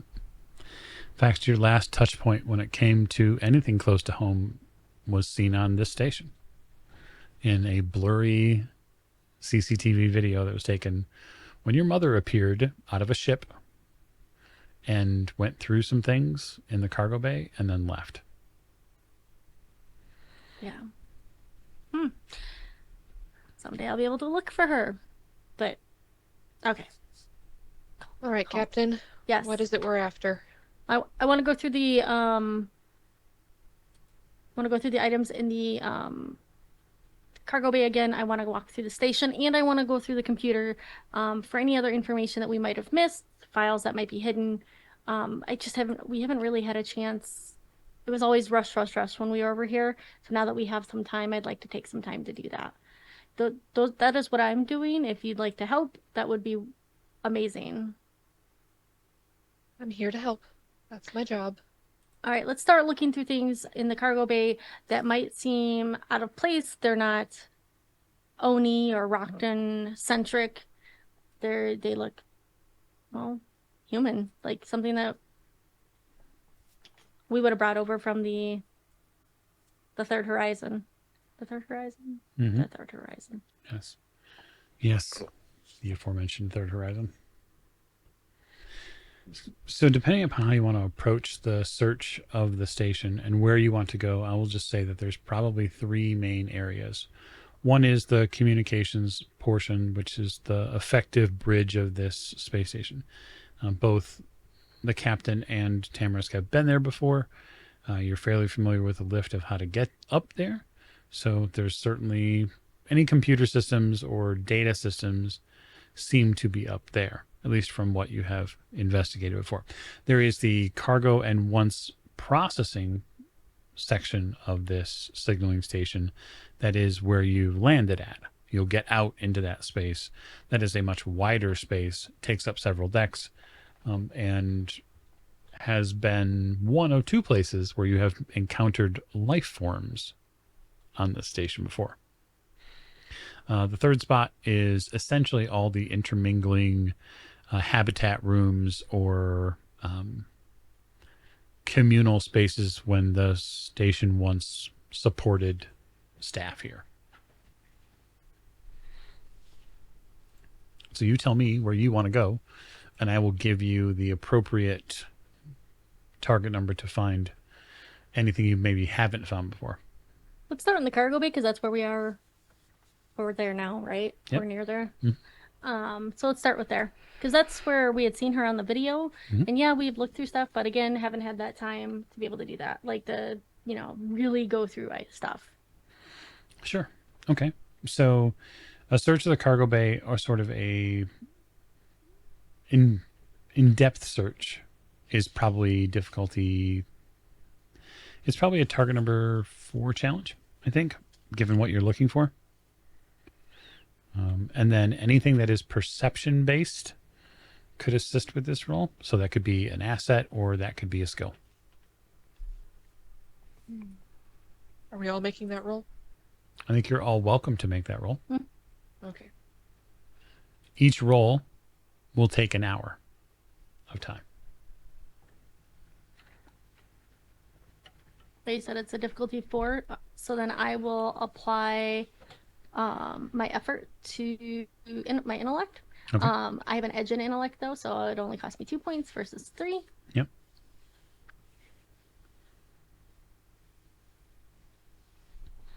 That'll put me down to level 3, or Yep. a difficulty of 3.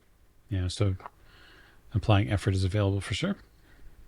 Well, I got a 6, so that's not helpful. Okay. You search for an hour. Starting off strong. That's right. I see, Morgan, that your dice are back in action. I see Oh. that we're back. Yep, we are here. Fantastic. Okay. Anybody else searching the cargo area with the captain? Out of 15. Okay.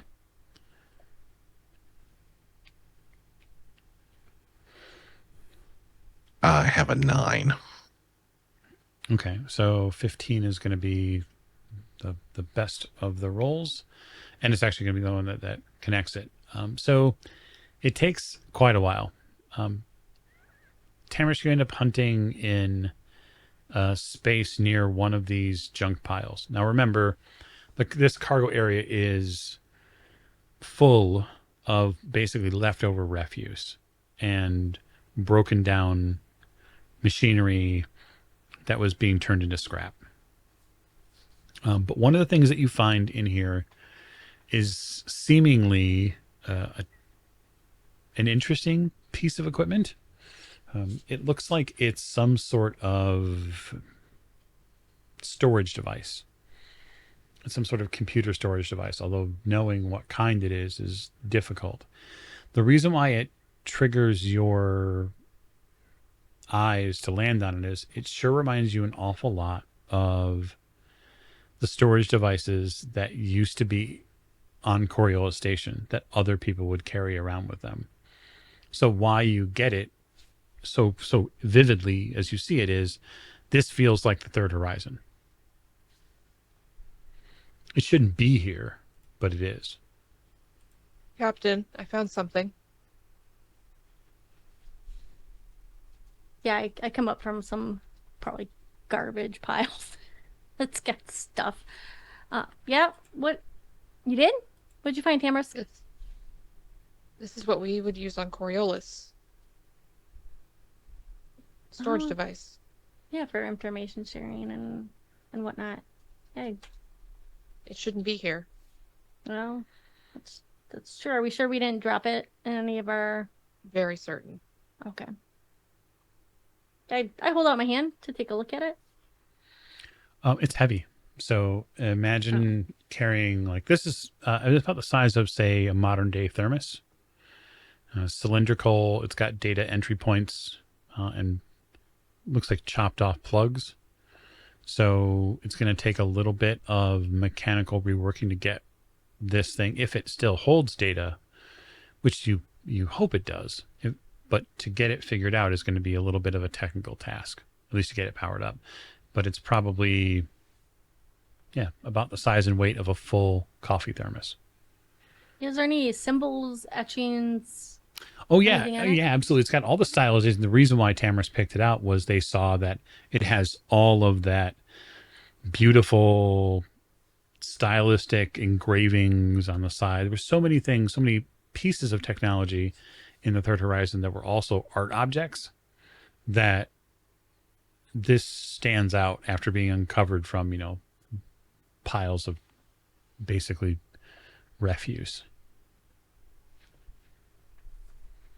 I actually may be able to help with this. Oh, yes. I have on my character sheet machine interface. For 1 minute, I gain an asset on task to discern the level, function, and activation of technological devices that I touch. Would that come into play in this particular instance? Yeah, absolutely. You would probably want to have some sort of lab to like plug this into, but yeah, you could certainly try to power this thing up. You don't have anything to get the data readout from, so you'd need that. You couldn't do it by yourself because there's no display unit on this data storage device, if that's what this is. By the way, Quinn, this doesn't look anything like a data storage device to you. This looks like a lump of metal. You have no idea what they're talking about, except when like you see the data ports and you're like, oh, what the hell kind of adapter is that? Are you sure this is what this is? We can put it on the periphery for sure. Do we want to take the time to go through it now, or do we want to keep going, find what we need, and then take a look at it when we're done here? Let's keep going and searching and see if there's anything else, and then we can take a look at it on the periphery. Okay. So you can search the intermitting hallways and habitat rooms as well. That's also a tier 4 test. Mm-hmm. No, I got a 1. Oh, really? Well, that sounds like a fantastic time for me God because damn it, Morgan. I we know. we do love a good GM intrusion. So what I'm going to offer Yep. you, Captain, is an XP, and I'm going to have you pick one of your fellow uh, friends here as the deliverer of the second XP, and we're going to have a little GM intrusion. Well, I'll give it to Skip since he's our new friend. Yay, new friends get XP. Thank you. So you're punting through the habitat space with your fellow crew members, and you're in a longer hallway that has doors on the left and the right hand side. These have sometimes are office spaces, sometimes are residential spaces, beds, etc. And out of them pops something you've seen before. It's furry and long. So I'd like to all the audience to imagine a very thick, elongated cat. It has several arms, so it probably has 4 or so arms up front and then multiple hind quarters as it runs almost like a really fast caterpillar on the ground towards the group. It is unsettling at best to watch this thing move. The maw that's on it at the front is probably 2 or maybe 3 times larger than a cat's head.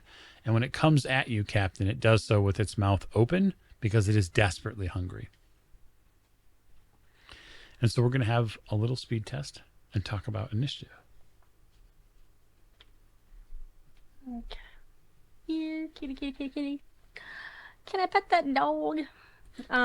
Yes, you can absolutely pet Yeah, this I dog. can pet it now. Hey, so I have Danger Sense. Yep. It's cost 1 speed. It says your initiative task is eased. You pay the cost each time the ability is used, and it's an enabler. So Go on, I be think an enabler.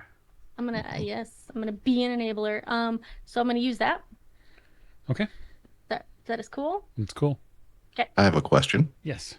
I am trained in initiative. Yes, that means when you go up against a creature in the Cypher system that would go on its regular tier initiative score, to what you need to do to go faster than it is you need to beat that difficulty rating. So for everybody, this would normally be a difficulty 4 test to act faster than this creature, but for you, it's going to be 3. Also for the captain, it's going to be eased by 1, so it'll be 3 for her as well, and then we'll have to figure out what's going on with Tamarisk.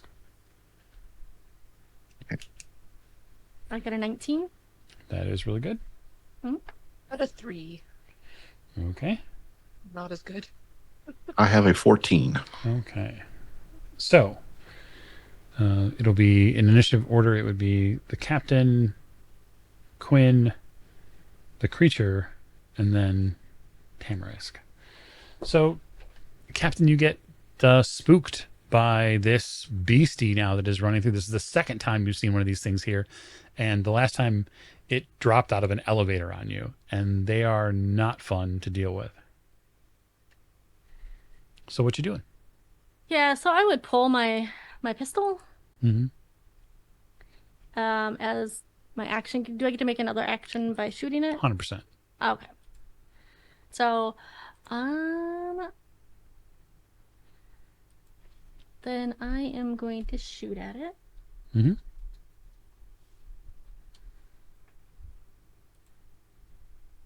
I got a 20. Natural? Uh-huh. Okay, so natural 20. So you have the option here to add 3 damage to what you're doing, or you can have a major effect as well if you would like. So you gotta just choose for me what you want to do. It's 4 damage. Was it 4 damage? If I had a 19, it'd be 3 damage. Sorry. Oh, I don't mean sorry. No, it's good. Get it correct. So 4 damage, plus whatever the damage of the weapon is. Yes, and I think it's a medium weapon. Is a Vulcan pistol's a medium weapon. Yeah. So that'd be another 4 damage. Okay, so you're gonna just choose to apply 8 damage to this guy. Yeah. Okay.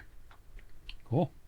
Explode it. Yeah, you take out your Vulcan pistol. This is the first time you're seeing one of these things used, Quinn. And when the captain takes out her pistol and aims down the hallway at this thing, it sounds like for a moment an electrical engine starts, and then as it gets just up to the whining speed, as this thing's coming closer, Amara pulls the trigger down, and there's this rapid fire of rounds that go down the hallway, and it's really loud.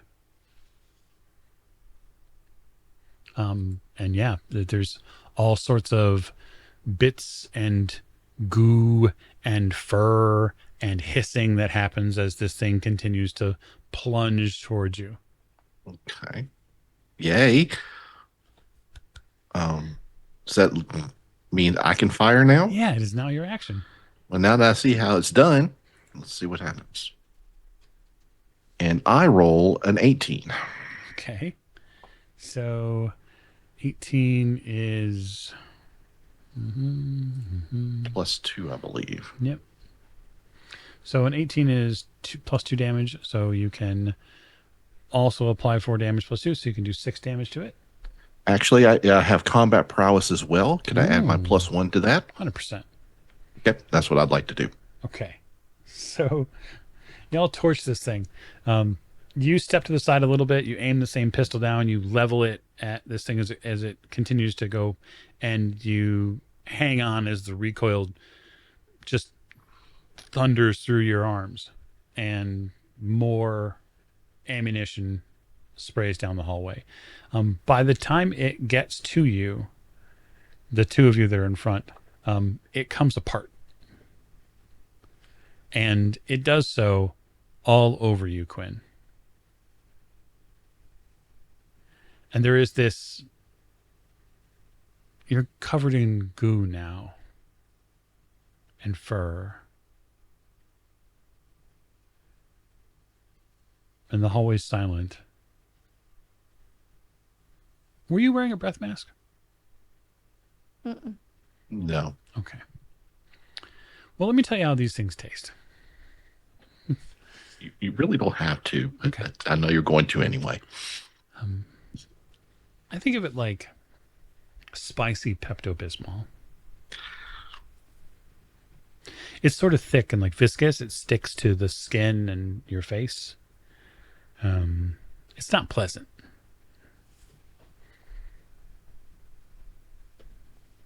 We're out of combat, thanks to 2 amazing rolls. Smack Quinn on the back. Nice shooting, Tex. Welcome to the team. And I keep on Wipes. walking down the hall.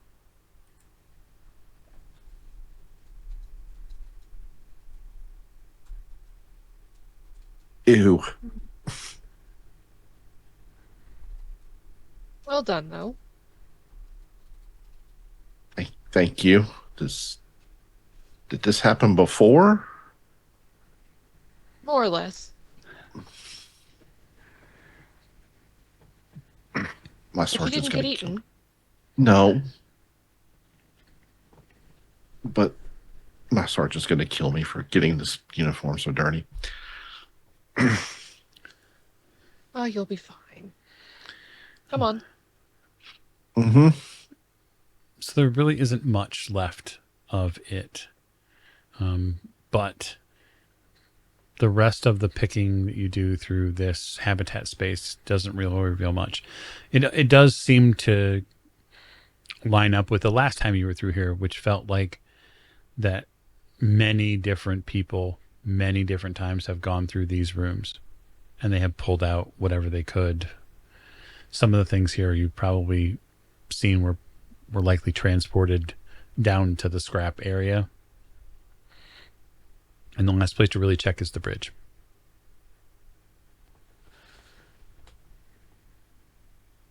Onto the bridge we go. So the bridge is fairly small, but for you, Quinn, it does give you the opportunity to see the planet from a different angle, because the bridge has a wide series of view windows that sort of look out on the planet. The technology in here is different than what you found on the ship, and it's different than on the Nadir. The panels here don't make any logical sense to you. You can't read what's written on them. They're in some sort of different language. And there's an awful lot of strange levers. You're not sure what they're for.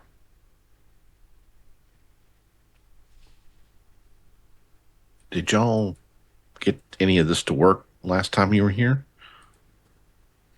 Oh yeah, our engineer did. Hmm. He just touched a couple things and word up. He had like magic fingers when it came to computers, but I can make do. I love that. Go for it. How are you going to make do?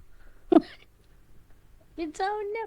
I am trained in tests relating how to figure out how to solve problems with multiple solutions. Can I apply that to trying to figure out how to turn these on so we can look at the data? I see that we're doing a little bit of bending here, but that's fine. I think that's a catch-all skill. I like it though. So yeah, sure. You can absolutely give me a roll. You want to turn on the machinery? I just want to be clear. Do. Mhm. We're in the bridge, right? You are. And the machinery in question is the panels and the computer system that's right in front of us. Okay. That's what you'd like to turn on. I don't know if I want to touch all the levers. Yeah, that would be a different thing to turn on and mess with. No. Okay. So, I also have something that may help. I'm sorry. No, go right ahead. How would you like to help? And I don't know if this will apply. I have a ability called Flex Lore. Mhm. For each 10-hour recovery roll, when I access the high technology, the one that may be found on the starship, I could choose a field of knowledge, like a specific planet or a location. It could be habitation, customs, government characteristics of a main species, important figures. Would this be considered maybe a habitation Maybe that I might know? I might maybe not know per se, but I think if you want to help the captain, you could Mhm. lower her target number overall because you're trying to help. Yeah, that was going to be my goal. Yeah. Mhm. Yeah, sounds good to me. So Okay. I'll take the 5 that I was going to give the captain and make it a 4. With his help as an asset. Yes. Okay. And then my trained in tasks to help figure out solutions Makes it them to 3. Okay. Yep.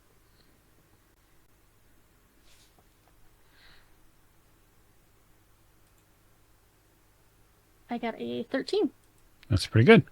So this takes a good probably 20 minutes for you all to get going. Whatever Fida did was when here last time was he just walked up to one of these panels and touched it. That's not the way that you operate.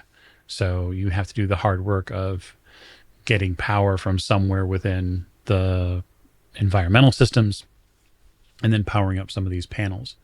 You get the main computer here powered on, which has been powered on before. It's how you downloaded the navigational data that Racom has right now. And basically what you're doing is searching through the rest of that system to find anything else. Yes. There is a limited amount of data in here that gives you logs on when people have come and go. That is something that you passed over last time because other than the data when it timed up with where your mom arrived, you didn't really care about the rest of it. At this point though, you pull basically everything from that data core system off. Now the challenge is, where are you going to put it?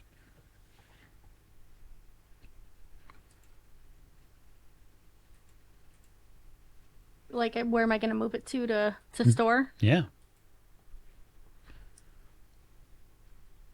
I look at the storage, thermosized storage containers. We don't want to put it there. That's a great question. I don't randomly carry USB sticks with me. What's a USB? Yeah, I don't know. I think maybe they're on like USB C or I'm not C, Z, C, Z. Maybe.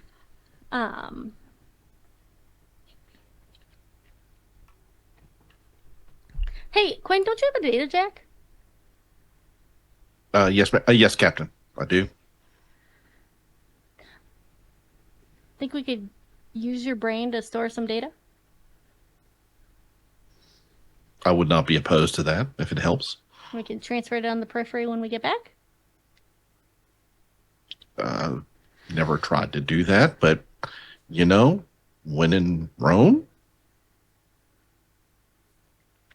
I don't know what Rome is. We didn't study that when I was oh, growing up. okay. Although I am trained in history, but only Third Horizon history. I'm sorry. That's true. That's true. Okay, so let me get this just absolutely clear for everybody. Your plan is to have Quinn jack into the station's main computer and pull any data that it has and use the data storage that he has on his data jack. I mean, that was the idea. Okay, I just want to talk it through to make sure. Yeah. Okay. So I'm going to have Quinn make this roll. Okay. And so this would be this is probably a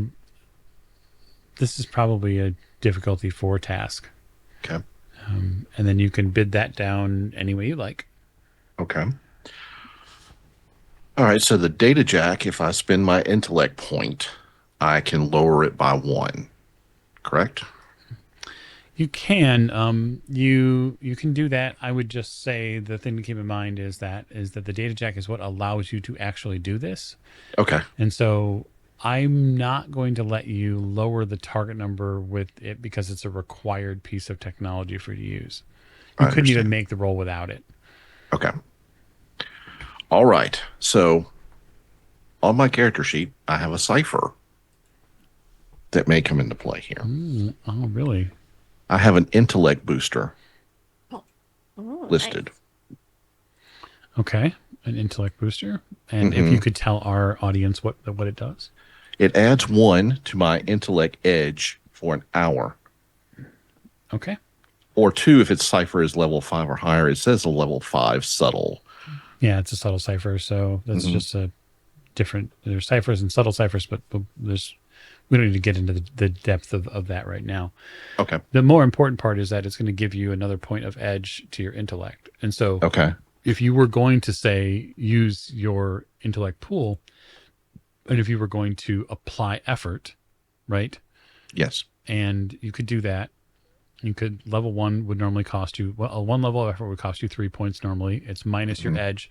Would that take your intellect to edge to 2 then? It would, and I have 2 effort. I don't know if that would come into that's play. that's because you're tier 2. So Mhm. you could we take that 4, right? You apply effort to it. That costs you a point out of your intellect pool, and that Okay. lowers it to 3. You could, if you wanted to, again, spend 3 more. Well, spend 1 more point because you have 2 points of intellect edge out of your intellect pool, and apply another level of effort. Right? Yes. Yes. Let's do that. Okay. Mhm. So spend 2 points, apply 2 levels of effort, and then roll 6 or better. Okay. And I got a 7. Oh man. Mm-hmm. Okay. So you plug in and you use military issue competency booster. It's essentially a shot of what you think are vitamins because that's what they've told you they are. And you feel your head swell a little bit. Nobody sees his head swell, Quinn's head swell, but you feel it. And you start downloading things and you feel the data flow from the data jack into the storage device that you have. And you can feel the sheer amount of ones and zeros that are getting compressed into that thing that interacts directly with your brain. And it's impressive. There's a lot of data that's been picked up at this signaling station. And you get the strangest sensation. It does not mingle well with a uniform covered in spicy Pepto-Bismol and fur. You get the worst sensation at this moment you possibly could, which is you feel full. Mm. So you're still sort of covered in nastiness, and now you feel like you've eaten something. It sends all sorts of really bad, strange signals through your brain. But you get the data.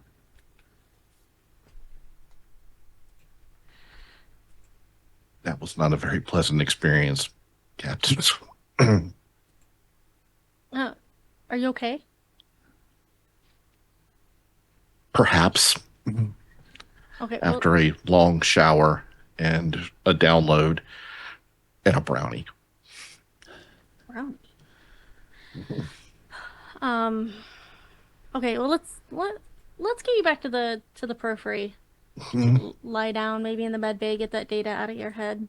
Mhm. You might feel better after that. Thank you. Mm-hmm. Yeah, done. You all Okay. going to head back to the periphery after a few hours? Yes. Okay. You head back. You have the data storage device you picked up in the cargo bay. You have Quinn, who's now full of data himself. And you take him to the med bay. I do, and I call for Rakam.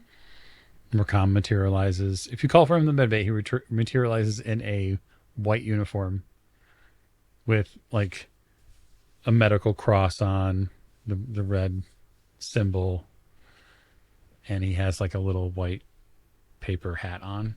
Does he have the lamp, like the doctors or No. the oh, okay. He does not. Oh, shame. All right, nice outfit, Rakam. Doctor Rakam. Uh,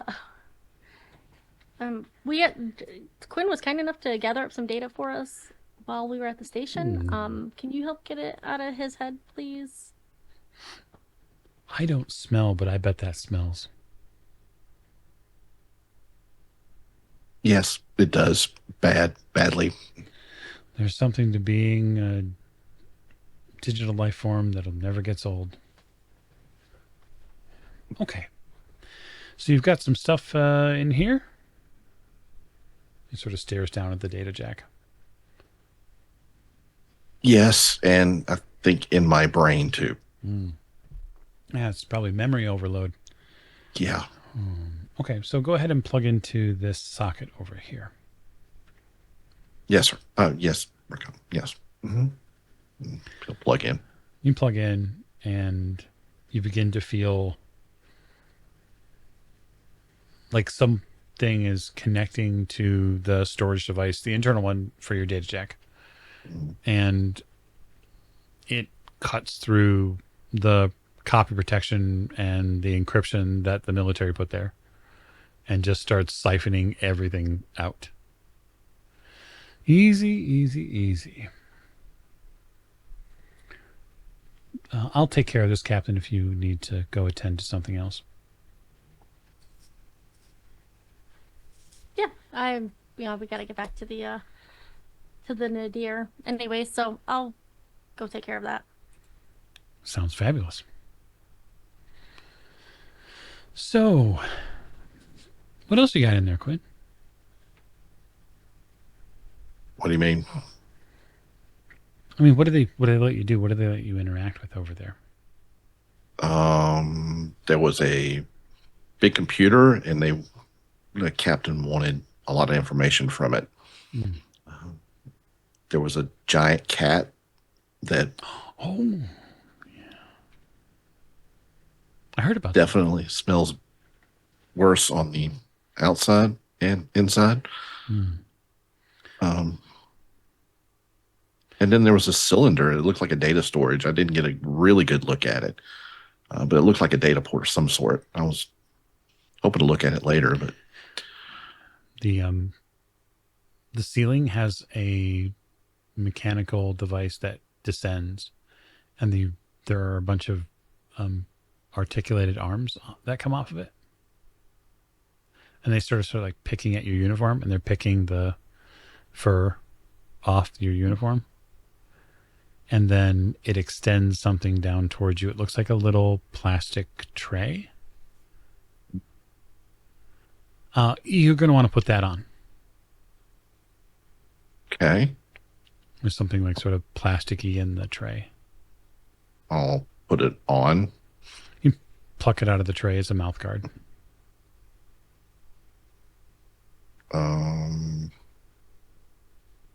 Okay. I'll put it in like a good little soldier. A couple of the articulated arms big sprout nozzles, and you get sprayed.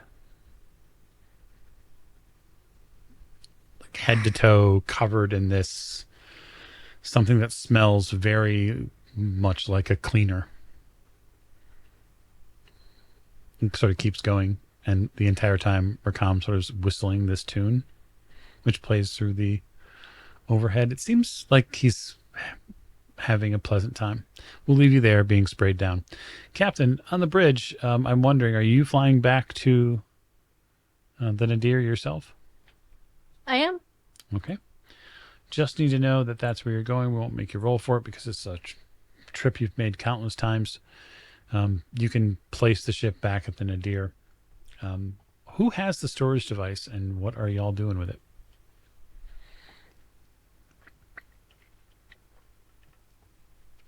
Mara, did you take it or did you leave me with it? I probably left it with you so I could Okay. help Quinn to medbay. So I've got it. Okay.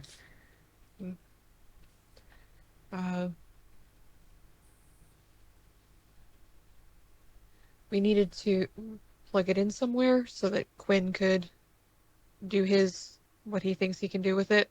So I'll get that set up for him. Okay. You get When it. he's out Yeah. of medbay. You get it on one of the stations here. There's a spot you can put it. It's actually probably where Kainat used to keep her data storage device. Where she used to say, yeah, same. So you set it up and wait, and soon after that, Quinn will join you on the bridge. You get cleaned in a very mechanical way, Quinn. Your uniform isn't as dirty, but you now sort of smell like lemon and fresh linen. Well, it's an improvement.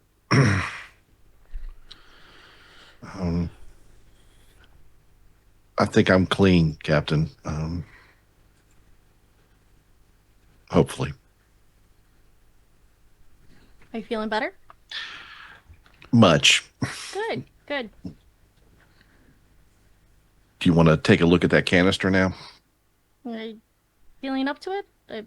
Oh, yeah. Yeah. And he'll look and see that he didn't get to pilot the ship back and has a very sad look on his face real quick. But he'll quickly erase it and walk over to where the cylinder is. Okay. So the cylinder, again, has got a couple of data ports on it. It's certainly something you could probably plug the data jack into and go from there.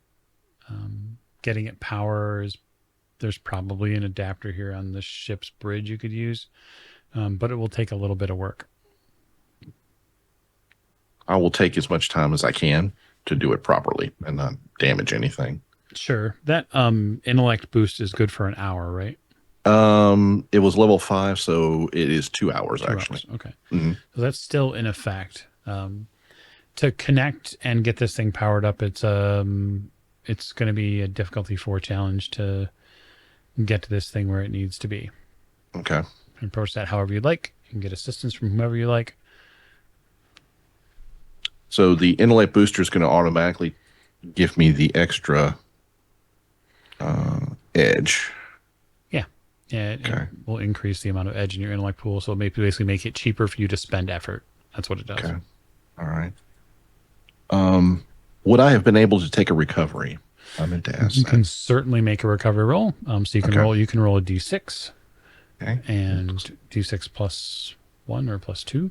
I think It says +2 on my plus sheet. 2 for so- tier. Yeah, because you're tier 2. Okay. Oh, I'll get 4 back. I'll take it. There you go. Okay, so I will go ahead and spend the effort to do that. Okay. Would I also be able to use the machine interface for my 2 intellect points where I get the asset on Yes. discerning level? Okay, You bet. so I will do that as well. Okay. So that should lower it by 2. Mm-hmm. Yep. So we're down to as 2. 6 or better. 6. There we go. That's 19. Ooh, okay. So it's a minor effect. You get plugged in and you begin to see this data storage device spin up. And when it spins up, it's beautiful.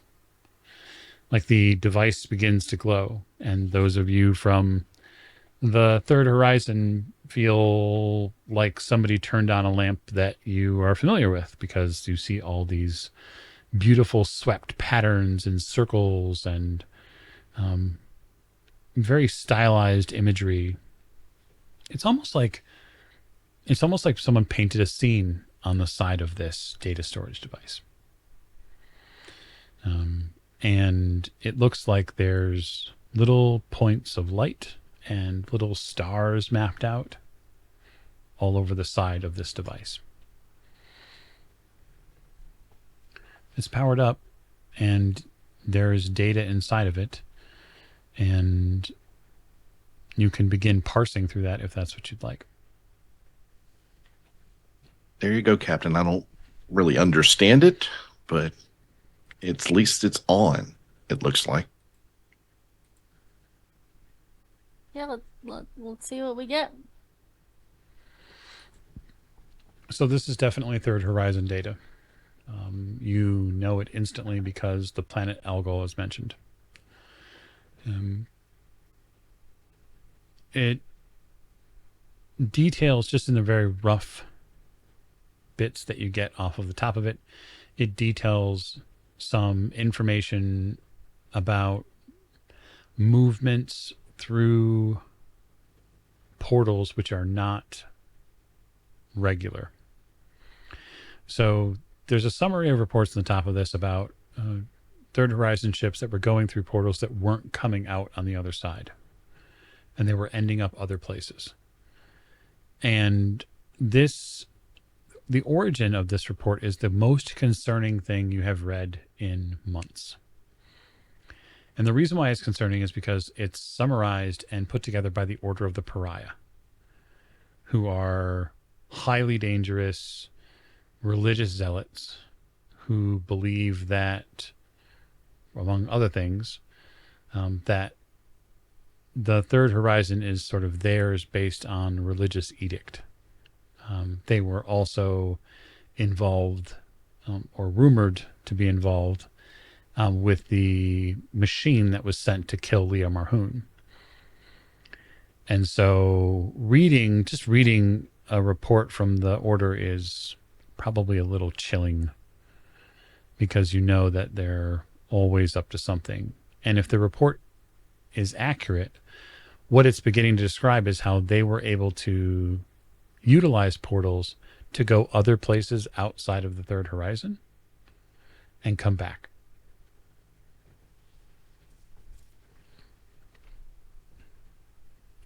But again, there's a lot of data here, and it's not something you can consume in 5 or 10 minutes.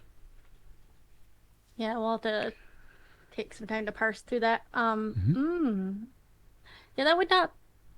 I would not want to run into the Order of the Pariah over here. No, but the thought that they were able to transverse space and time and slip through not only portals but potentially horizon realms is interesting. Because if it's true, then maybe other factions were able to figure that out. I mean, Altain figured it out, but he had a ship to do it in.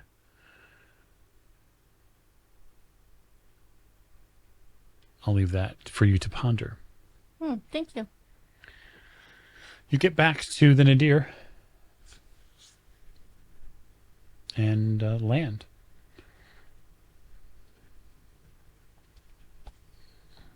What's next? Well, we're not going to share with Major General, Garrison. General Major Garrison the information that we found. I don't plan on sharing that. I wonder how Quinn feels about that. They're gonna ask me. Obviously.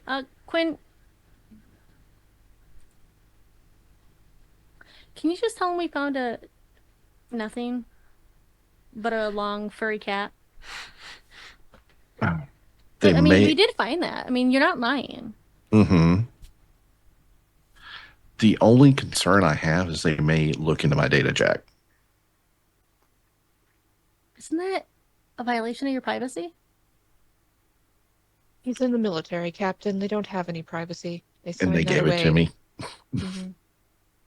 See, yet another reason for me to never have joined the military back on the Third Horizon. Yeah. Well, Um, I'm not Now, invasive like that. You could keep your data jack to yourself. thank you. Um, Now, I don't know what your Rick Calm's abilities are. He may can modify, whereas I can't. As far as me kind of keeping my mouth shut, I'm really good at that. Hey, Rakam, can we switch out the data in this for something else that's not the Order of the Pariah? Ooh, he Maybe put grimaces at the. like some children's books or something. I don't know. What do you got in your I database? don't have anything like children's book here. I could certainly download the data and make the device inert. Perfect. Let's go with that. All right. Then we can give them the device and say, look what we found, but we're not sure if there's anything on it. They won't know what to do with it anyway. Yeah. Okay. As far as the data jack Quinn has, that might be a little riskier. Going in and reformatting it or changing logs could damage that piece of equipment. And given that it's part of him, I don't know that that's a smart idea. Hmm. I guess hopefully they don't investigate it.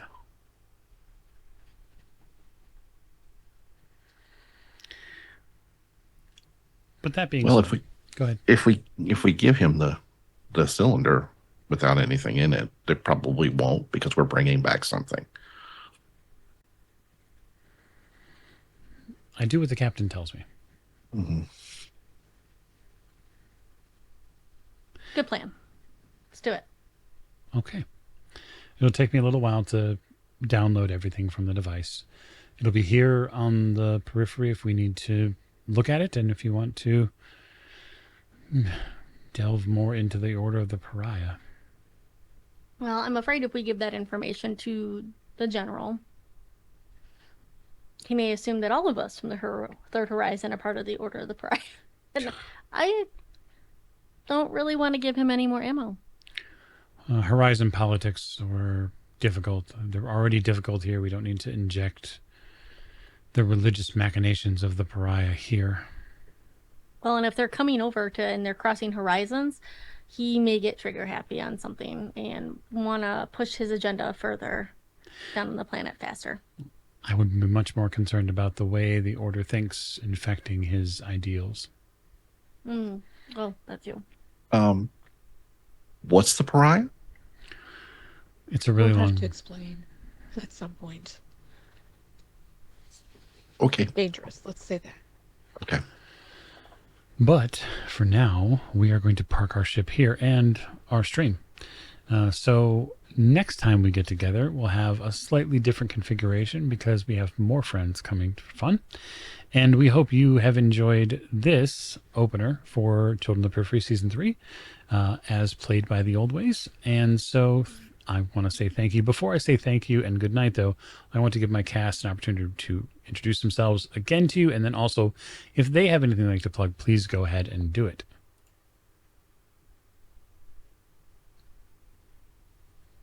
Go for it, Morgan. I was trying to mute. Mute. All right. Hi, I'm Morgan. I played Amara or Captain Kazra or Captain Amara Kasra. Our pronouns are she, her, and it's been a great time. I really enjoy doing this on stream, having all y'all here and, getting live reactions and stuff. So you can find me on the Old Ways Discord server, talking about a variety of things. And I'm also in a variety of games over there, such as RuneQuest, finishing up Adventures in Dragon Pass, which has been a lot of fun. And I did Lillian Lane, or I was Lillian Lane. I'm kind of like Lillian Lane still. Master Alpha Tap. And yeah, and other things. Vampire Shadowrun, random things here and there. I just like playing games, and I like playing with these fine folks. So, thanks for having me. I'm Mav, playing Tamarisk and Vari. Our pronouns are they, them. And I am head of Mythos over on the Old Ways podcast, where I'm currently running Silver Screams, our 1930s Trail of Cthulhu campaign. If you haven't checked that out, go ahead and do so. I play on the RuneQuest campaign with Morgan as well, and have a great deal of fun with all the shenanigans we get up to there. And her dice are usually just as terrible. And I also have a new Call of Cthulhu scenario out, co-wrote with Evan Perlman, called Hot Bro Summer, an homage to early aughts reality TV. So you can pick that up on DriveThruRPG if you would like to. And got more things coming down the pipeline pretty soon. And hope to see y'all at GameholeCon next month. Hi, I'm Skip. I'm also on the Discord server. You can catch me as Commodore Skip. I am glad to be part of this crew. It's an honor to come on board with them, and I look forward to many adventures forthcoming. You can catch me on God's Teeth as well on the Old Ways. I have guest starred in a couple of places, like for Mage, the Ascension. I played Robbie over there, and that was tons of fun. And I've a couple more projects coming out as well. So look forward to hearing my voice here and there. And again, I highly recommend Mav's Scenario. It was fun to play. I got to test it when they were writing it to begin with, and it was tons of fun. So go get that right now. And I will hope to see all y'all at Gamehole as well. Nice. All right. Thanks, everybody. I appreciate it. To our amazing audience who jumped in for us and watched us, I thank you for your time. Hopefully we're entertaining, and we'll be back in a couple of weeks with another episode of Children of the Periphery.